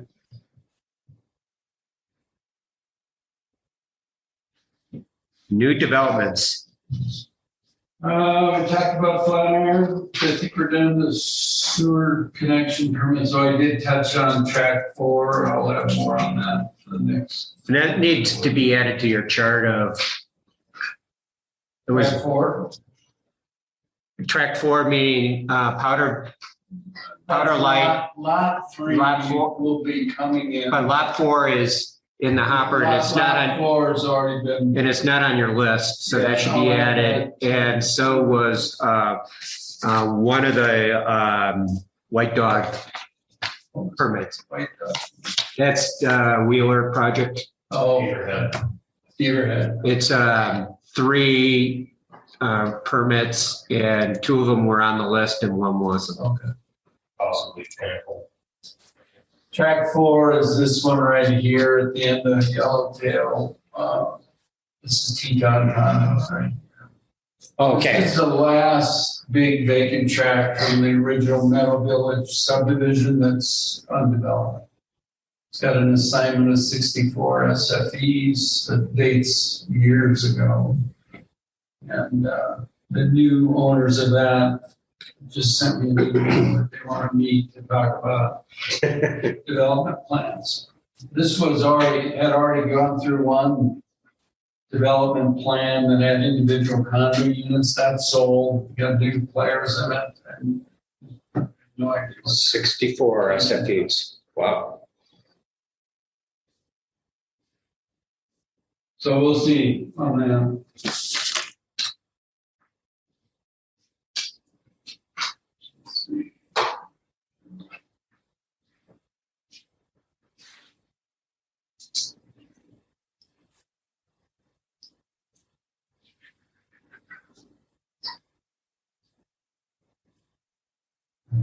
Talk about the growth rates. General correspondence. I put the BSOA mailing in there for anybody that's interested in going to. They've gone to virtual on that. What's that? They're going virtual on. Oh, they are. Okay, my head. So cocktail hour is out. So their attendance will drop significantly. Yeah. I hadn't heard that. They. I saw an email come around the other day. Yes. To confirm that, but I'm pretty sure. I didn't see in his letter touching on the dredging of the pond. Is that something that's pushed further into the future, I guess? I've heard nothing. Okay. How long have we been doing that? Only 10 years? At least. Every meeting I've ever been to. Long time. And how bad does it look right now? Suzanne has given up on coming into the meeting. It's almost so. going to have condos on it pretty soon. Yeah. You mean the wetland out there, not the pond. And lastly, I put this article in, it was pretty interesting. So Bozeman has this drought program. A2S actually helped develop this for the city of Bozeman. So they've got this mechanism, so when they get into a drought or declared drought condition, they kick in these new rates that raise the bar on water usage. And I've got to call Austin and find out how well this is all working for them. It's not even usage based. They just, correct. Yeah, they just flat out charge everybody. They Doesn't just- matter how much you use. Even none. It's not Yeah, associated with a tier. No, they're if you control water, your rates are going up based on this. This computer's just. So the rental will all get charged, and then I have to rent, and they get mad at me. Yeah, so this is kind of interesting, and it's new stuff City of Bozeman's doing. It's more FYI, I'm not advocating we jump in and do something like this, but it's kind of new territory for what we're seeing around. This is sort of what our planned investment charge does. Does Bozeman have a planned investment charge for Connect? Yeah, they do. Well, they have a connection, but they call it something different. Yeah. It's similar to what we're doing, but this is applied to the actual rates that people are paying, monthly rates. Yeah, but didn't their base rate go up too? You can't underuse your water and save money, and not to hit with this one. This is what my wife told me anyways. Everyone's gonna get hit. I didn't read it. Is that right? So would just be a surcharge. This is right out of It the. is. See it. Multifamily units facing 19% surcharge across the board. So what do they do with the extra revenue they generate? I don't know. They're just generating money. They're not encouraging less use. They're just charging more money. They're buying water rights. I'm not sure what they're doing. That's why I gotta talk to John about that. It was interesting, so I put it in. And maybe the single family stuff. it does highlight the value of knowing how much irrigation, how much commercial use over the long term. Real quick. It pushes us Right now? a situation like that. Well, the surcharge across the board for multifamily buildings starts right at the core of affordability. Sure, can. So that's the shape of that. Tag on the end here. Yeah. So Ron, I got a request from Peter. He would like to do a very short executive session right now. Okay. If we could go to that, so. Sure. Because we don't have anything else other than our next meeting is September 21st. Yep, which should be. Thank you, guys. That should be a good day. I was waiting for that. Have you signed everybody else off? What day is September 21st. Bill, you don't have to do those right now, but if you do that. Yeah, I'll do that. Do you need a motion? we're gonna be back and forth. We bought a house. I think we're still in the meeting. I think we need a motion to go to the executive session, so could, okay.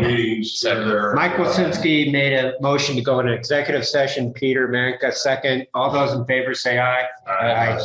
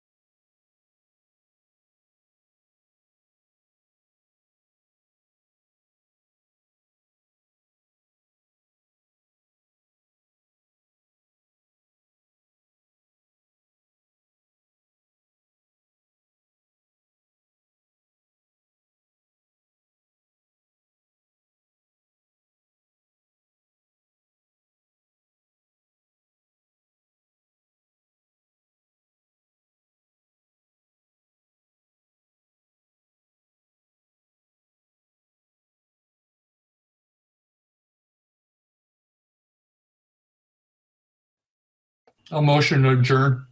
Second. All those in favor? All right. Aye.